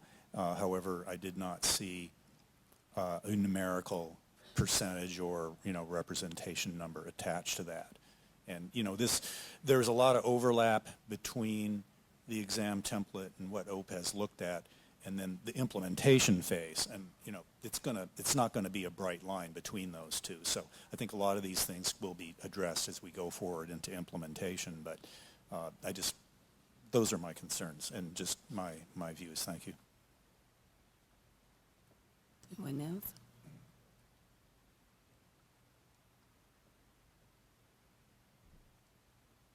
Okay.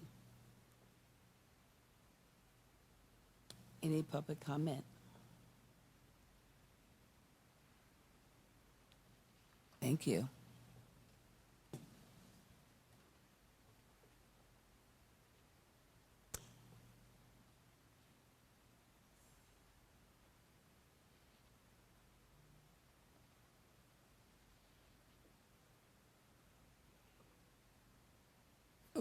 Next, We can take action to accept the report. Is there a motion?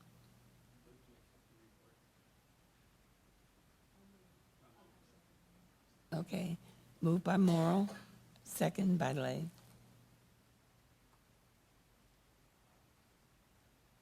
There are no other questions. I'm going to call for the question.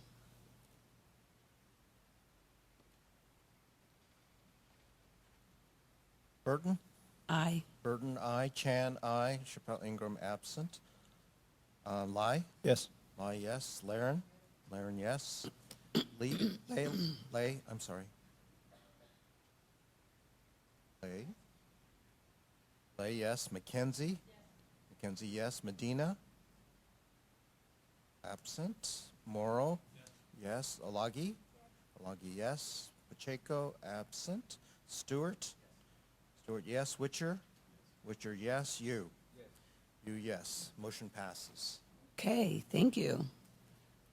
So we're going to take another item out of order now. We're going to go to 20A, discussion and possible action to modify the rulemaking to amend the California Code of Regulations, Title 16, Section 1019 and 1020, related to substantial relationship and rehabilitation criteria. And I got through that before you sat down.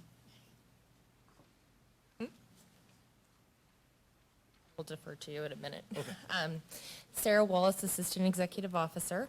I am here today to present our board's regulations to implement the provisions of Assembly Bill 2138 that was signed into law last year. As a result of that bill, the board will need to update its regulations relating to substantial relationship and rehabilitation criteria. AB 2138 had specified 3 criteria that the boards must consider when evaluating whether a crime is substantially related to the regulated business or profession. Originally, in February 2019, the board had initiated a rulemaking. Board staff prepared the initial rulemaking documents and submitted them to the department for review and approval. And it was determined that the language was missing some additional requirements that needed to be clarified in the regulations. And therefore, we are bringing it back to the board to reinitiate the rulemaking at this time. So if you turn to page 348 of your meeting materials, you'll see a bit more of an explanation. Today, we're asking the board to make a determination as to whether or not it wants to implement option 1 or option 2 relating to rehabilitation criteria. The substantial relationship criteria that is outlined in section 1019 on page 350 is sufficient and no additional changes are needed. The language that we're reviewing today is on page 351, begins option 1, section 1020, or option 2, beginning on page 354, an additional amendment to 1020. And then I would like to defer to Michael, our legal counsel, to explain a little bit more about what those changes in the language are. Thank you very much, Ms. Wallace. You've made my job quite easier than I thought it might be today. You all have heard quite a bit about AB 2138. That was an excellent synopsis. I'm not going to go back through it unless you have particular questions. Again, it is most known for the alteration of the convictions that are substantially related to profession or vocation and those criteria. The language that was drafted incorrectly relates to the rehabilitation criteria. The difference between the two options, and I would like to walk us through option 2, which begins on page 354 of your materials. But the difference between option 1 and option 2 is that option 1 only applies the additional criteria that I'll discuss that relate to whether or not a sentence of probation or parole was successfully completed. in terms of determining rehabilitation. It only applies those new criteria introduced by AB 2138 to denials of licenses. Option 2 would apply those new criteria to denials and also suspensions and revocations. So let me walk you through a little bit. I'll try to stay away from dramatic readings here. On the top of page 355, the addition to B introduces what 2138 does in terms of the rehabilitation criteria is to, while keeping the traditional criteria that you see at the lower part of the page, add that additional prong of the ability to satisfy rehabilitation by proving that one successfully completed probation or parole. So the way as a board you would consider this in terms of, this is the portion for denials in B, is the first question is, did the applicant successfully complete the criminal sentence without a violation of parole or probation? It then adds the factors for purposes of considering that, which are numbers 1 through 5. They do refer to the nature and gravity of the crime, so that's always something that you can consider. Length of the parole, terms and conditions. I won't go through all of them. If the board, when applying this regulation, would find rehabilitation based on those factors alone, you stop there. You're finished. The applicant's been rehabilitated. If either the applicant did not successfully complete probation or parole, or under the factors you don't find that he or she has been rehabilitated, then you go to C. So it is a sort of two-step analysis, and that complexity is something that's going to be required by AB 2138 starting July 1st of next year. You then go to subsection C, which are the traditional, or what is already existing in the board's regulations for purposes of determining rehabilitation. And again, turning to page 356, what would become subdivision D, and this is option 2, where we have also applied those new factors to suspensions and revocations. Let me stop and see if there are any questions at this point.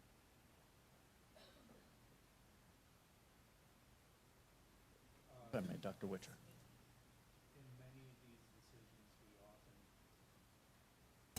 In these type of decisions, we often look back at the disciplinary guidelines where there's, I think, 12 factors we consider, and rehabilitation is only one of those. So we would still have quite a bit of flexibility in making these decisions. I mean, that would only, yeah, there's separate criteria just for rehabilitation, which is fine. That's good. It spells it out. There is no, I mean, I think there is, in the uniform standards, there are specific criteria for rehabilitation for like drug and alcohol, but not for anything else. So this would be helpful guidance, I think. But these aren't the only things. Right. After this point, then, of course, you have your disciplinary guidelines and those standards to determine a lot of other factors, of course. I will make a recommendation for option 2, and that is because the portion of 2138, our view was that the additional criteria are only required in cases for denials. But 2138 does, while it forbids boards from denying an initial license without considering the new criteria based on completion of the sentence of probation or parole. It does require the board to at least consider those factors. For that reason, and frankly, for uniformity's sake in the way you look at denials and also suspensions and revocations, it's certainly a valid choice to do option one. I think it's probably better and more uniform to do option two.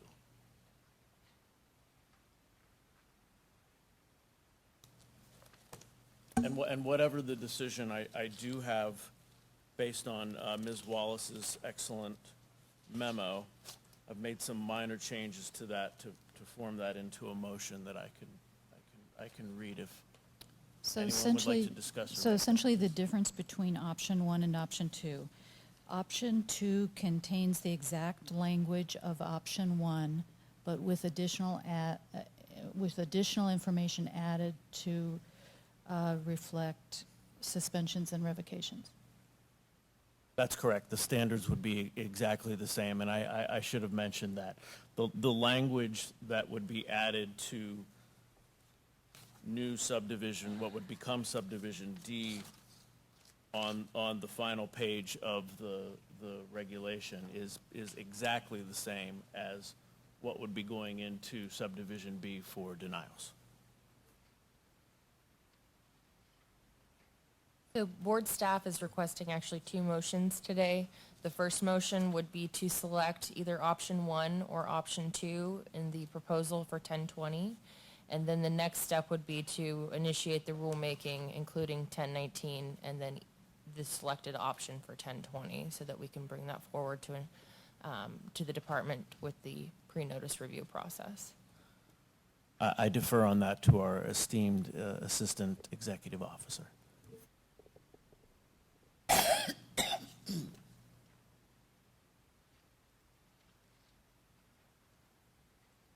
First, are there any questions? So then let's take this in parts.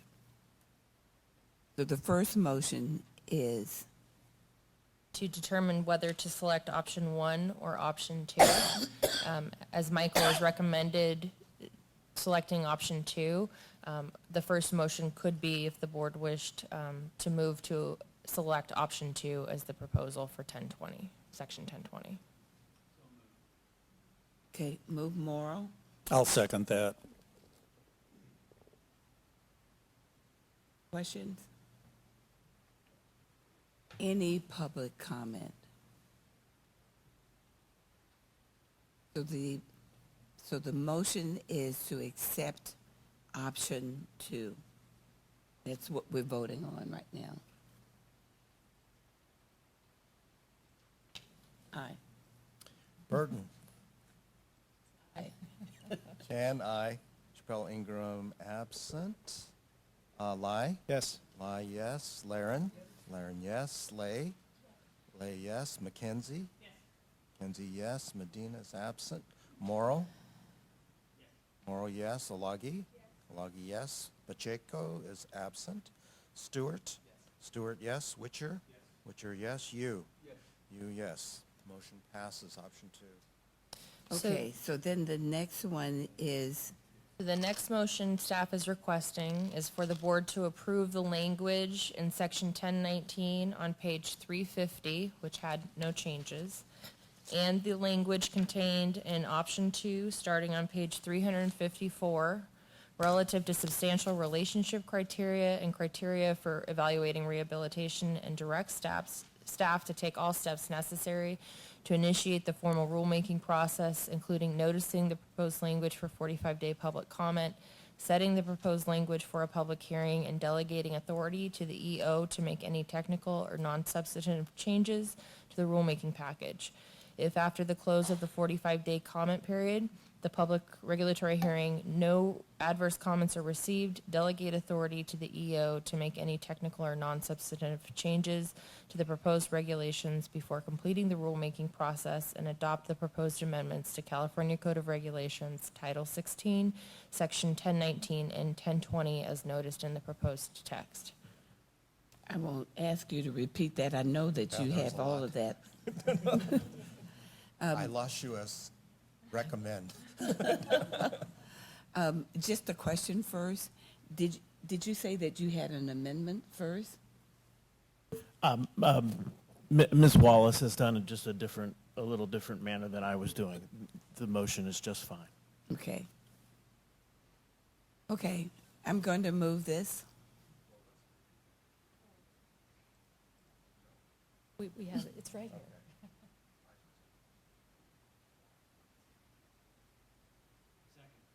Okay, move Burton, second, Morrow.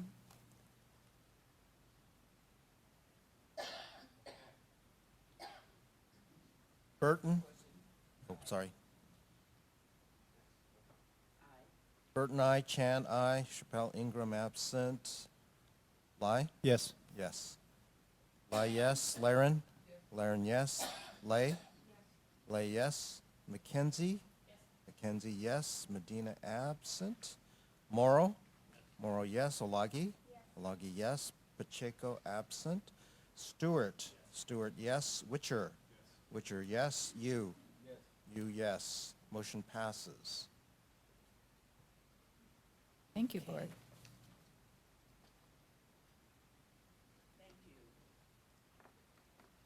Wallace, thank you.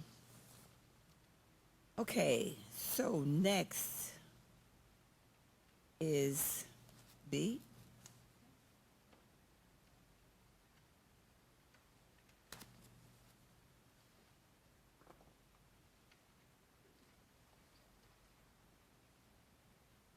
Okay.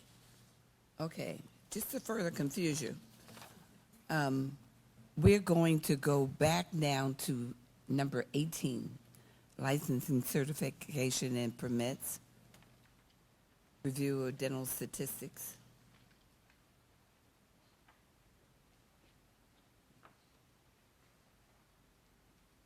Hi, Tina Valerie, manager of the Dental Assisting Unit. I'm going to be going over 18A, the review of the dental licensure and permit statistics.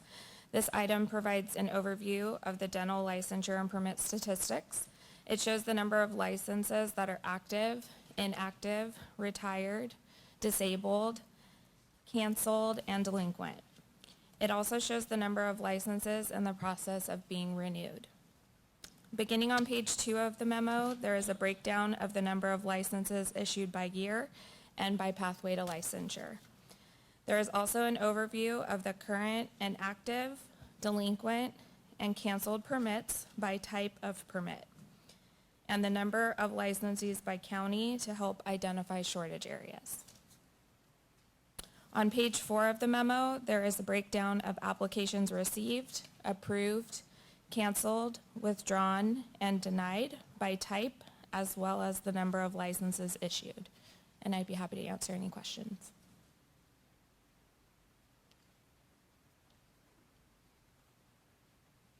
Any questions? Any public comment? I have one comment. Okay. So the first page of the page 252 is very well done. I even took a picture of it. So as if a candidate or somebody wanted to ask me anything about getting their license or getting the license back, those 3 paragraphs were excellent.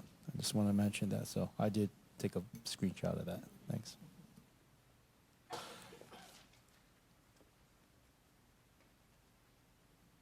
And I wanted to ask a question about delinquent. I know that when we switched to Breeze, we had an effort to try to clear some of that up. How does this look compared to how it has looked in terms of the number of delinquent licenses? Are we doing a better job of?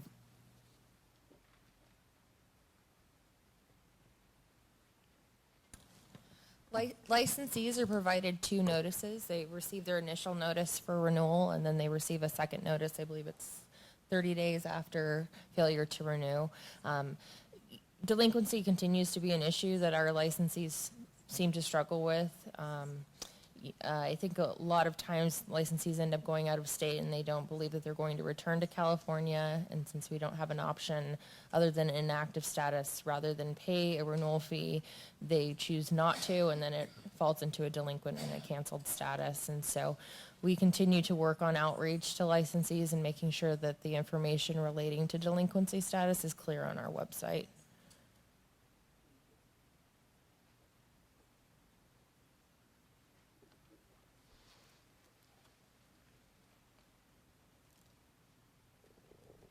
Any public comment on 18A?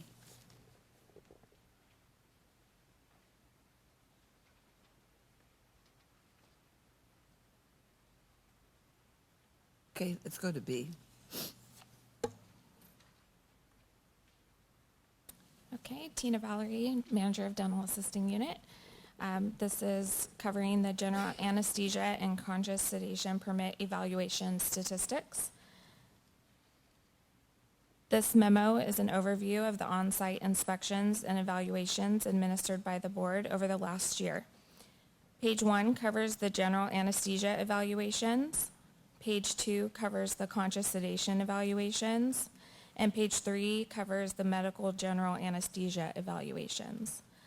On page 4, you will find an overview of the current number of evaluators by region and by type. And I'd be happy to answer any questions with Dr. Witcher's assistance. Any questions? I have a question. Okay. My concern in the future is we're not going to have the expert, Dr. Witcher, with us, and being that most of us are general dentists, how are we going to take care of the problems if problems arise? That's my concern.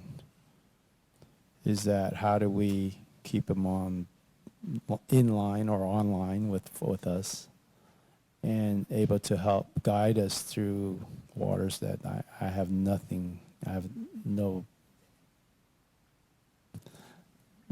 education to even if I've read everything, I don't think I can come up with some of the insight that he has given us over the years.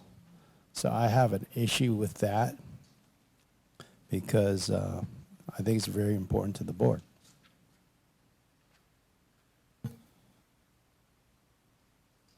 There's no doubt when our 2 board members end their term at the end of this year, it's going to create a huge void.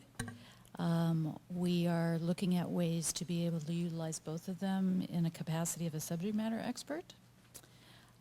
So we certainly will, we won't leave board members out on the line, so to speak. We'll make sure that you have information delivered to you in a way that you'll be able to follow what we're doing and to understand it. And we'll put you on the top of the list, Dr. Lai, as being the first student trying to take this over. And I'm sure Dr. Witcher will be happy to work with you. You've mastered the LCP committee. It's time to now move on to general anesthesia, conscious sedation. Do we want to take a vote? I think that would be good. I think. And this is what happens when you bring it up. We're trying to devise ways. Like I said, we recognize that the 2 board members, Dr. Lay and Dr. Witcher, that'll be leaving at the end of the year is really going to create a huge void in many, many areas. They've certainly done their homework and they've provided valuable background information and comments on most of our issues. And so we recognize that. We can only hope that the governor will appoint 2 additional members that'll be, that will participate as actively as these 2 members have and bring the passion of dentistry to the board. So and we'll work closely with you to see what we can do about this.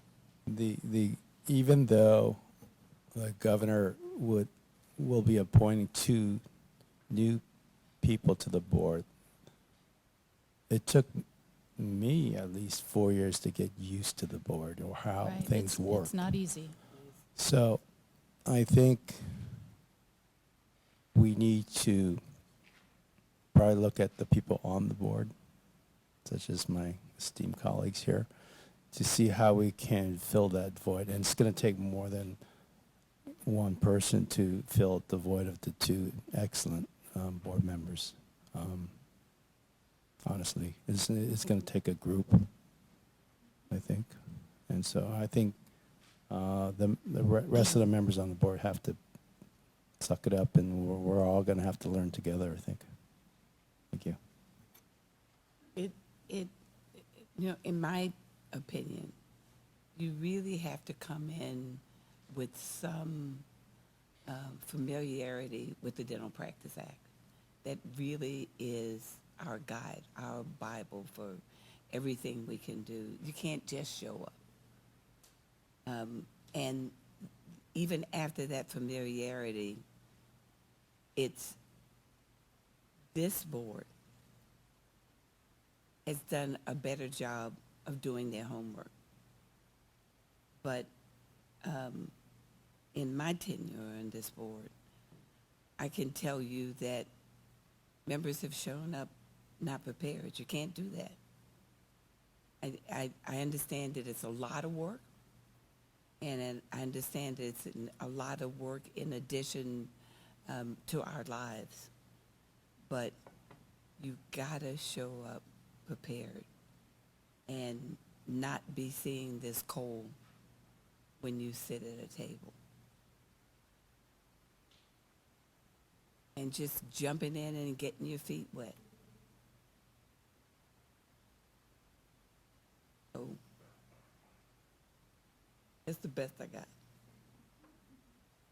But we're gonna step you up. There's my door. No, I don't think so. I mean, you made a good comment. We're going to figure it out together, so. Okay.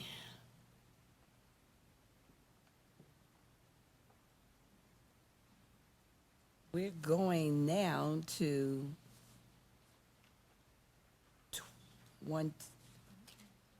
19 legislation.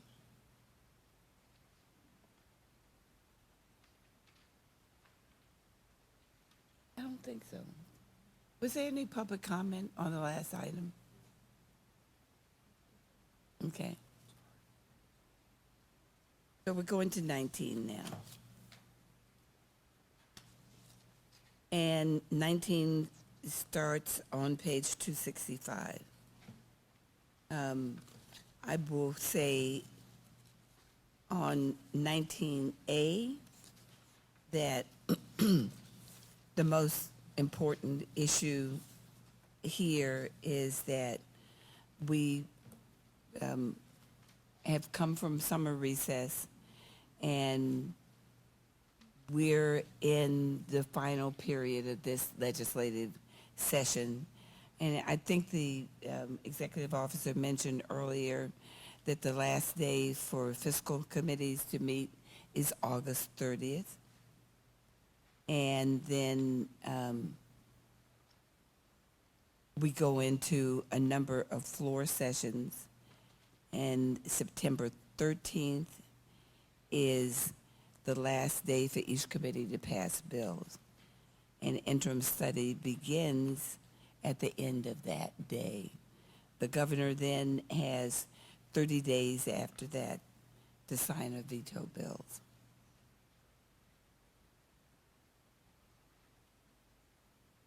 So that's A, B,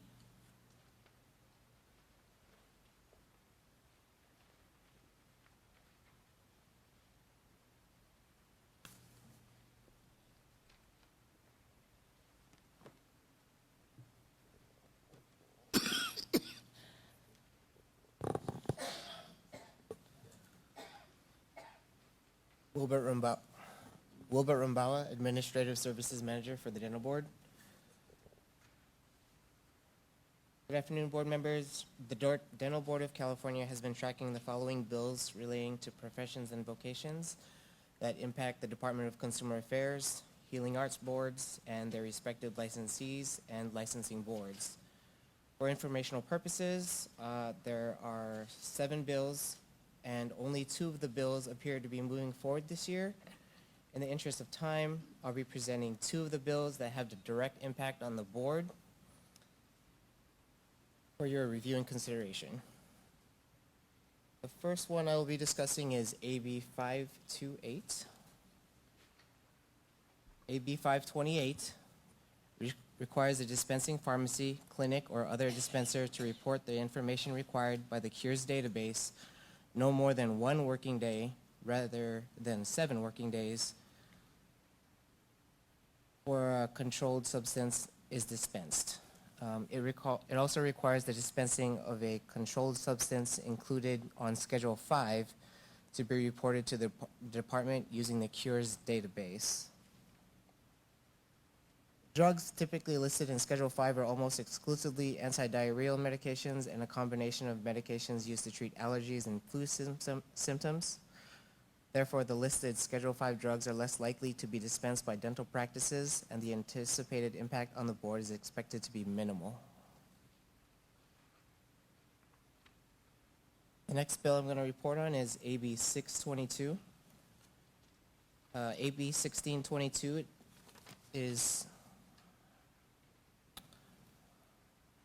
it adds the term family physicians to the informed consent form.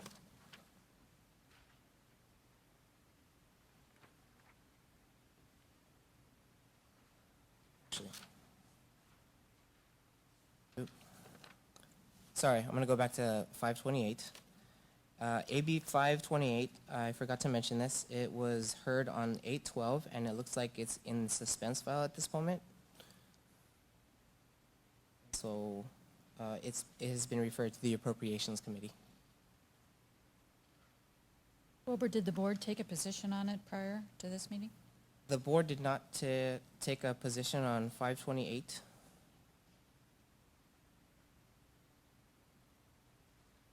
Sorry, I'm going to go back to 1622. AB 1622 defines numerous specific acts as constituting unprofessional conduct for dentists, including having more than 1 patient undergoing conscious sedation, general anesthesia, moderate sedation, or deep sedation, unless the patients are being monitored on a 1-to-1 ratio by the dentist or another healthcare professional authorized to perform the sedation.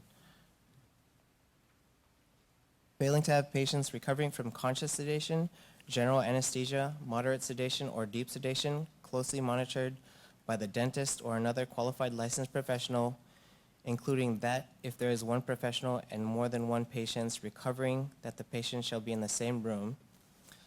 Failure to use specific equipment to monitor patients undergoing conscious sedation, general anesthesia, moderate sedation, or deep sedation, or requiring that all personnel involved in the care of sedated patients be CPR certified and recertified biennially, and failing to obtain written informed consent prior to administering conscious sedation, general anesthesia, moderate sedation, or deep sedation, or to use specified language in obtaining informed consent.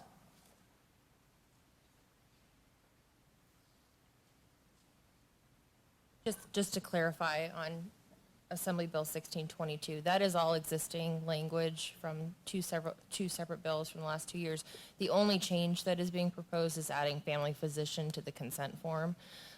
The board staff feels that there isn't a significant impact and recommends that we continue to watch this bill.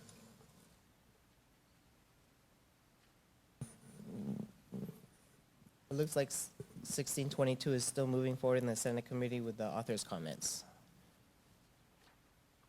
Okay, so you've heard the calendar. What's your pleasure? We can take these one at a time. We can take the 2 of them together. Do we want to take a position on either of these bills?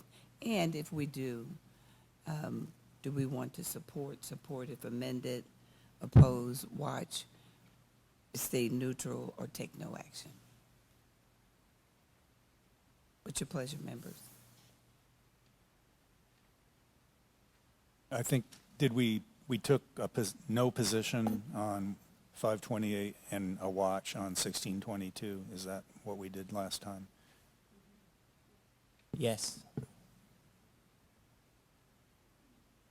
Could I move that we continue to take no position on 528 and continue to watch 1622? Second. Moved by Witcher, second by Bye. Lai.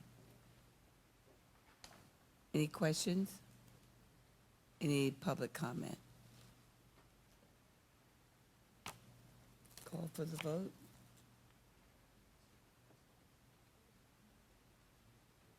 Moved by Witcher, second by Lai.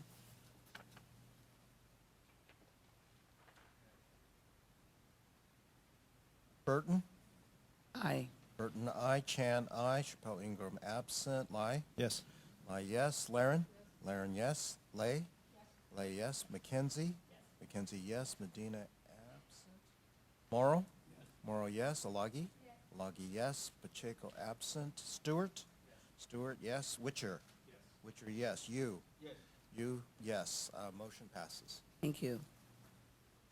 Okay, the next item is discussion of prospective legislative proposals. What we have done with this in the past is if stakeholders have proposals that they'd like for us to consider,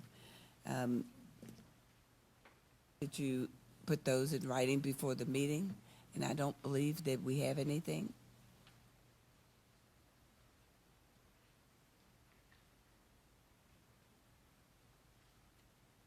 So, unless you have something else, okay. Okay, so now we're going to go to item 20B. We did A, we're going to do B now.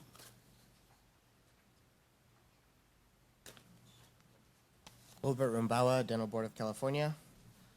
I will be providing a status of the various regulatory packages that the board has taken action to approve language on. As of the last meeting in May, we did not have a legislative and regulatory analyst. We now have a legislative and regulatory analyst that we hired. His name is Gabriel Nevin, and I am currently working with him, and we are now in the process of submitting some of this language to the new legal counsel for review. Those packages that are currently in the process of resubmitting to the legal counsel are the basic... Gilbert. Yes? Wilbert. His name is, you're speaking soft, your new analyst? The new analyst is Gabriel Nevin. Okay. Thank you.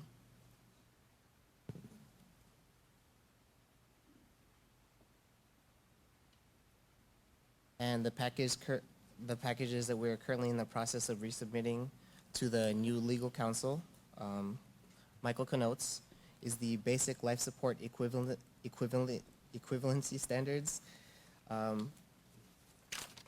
the continuing education requirements, the determination of radiographs and placement of interim therapeutic restorations, the diversion committee membership, elective facial cosmetic surgery permit application requirements and renewal requirements, and the law and ethics exam score, mobile dental clinic and portable dental unit registration requirements, minimum standards for infection control. We just talked about the substantial relationship criteria in agenda item 20A, and we accepted option 2.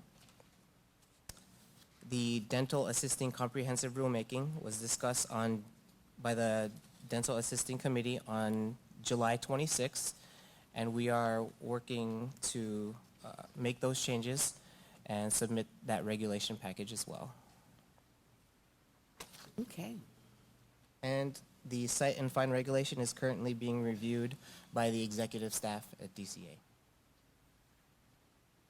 Any questions? Any public comment? Okay, there's no action on that item.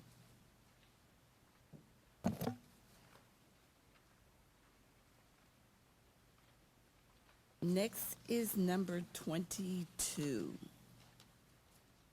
Is there any public comment on items not on the agenda?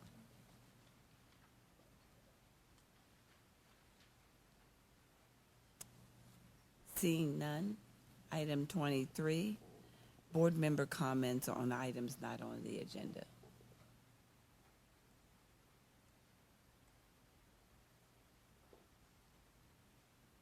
And seeing none, we are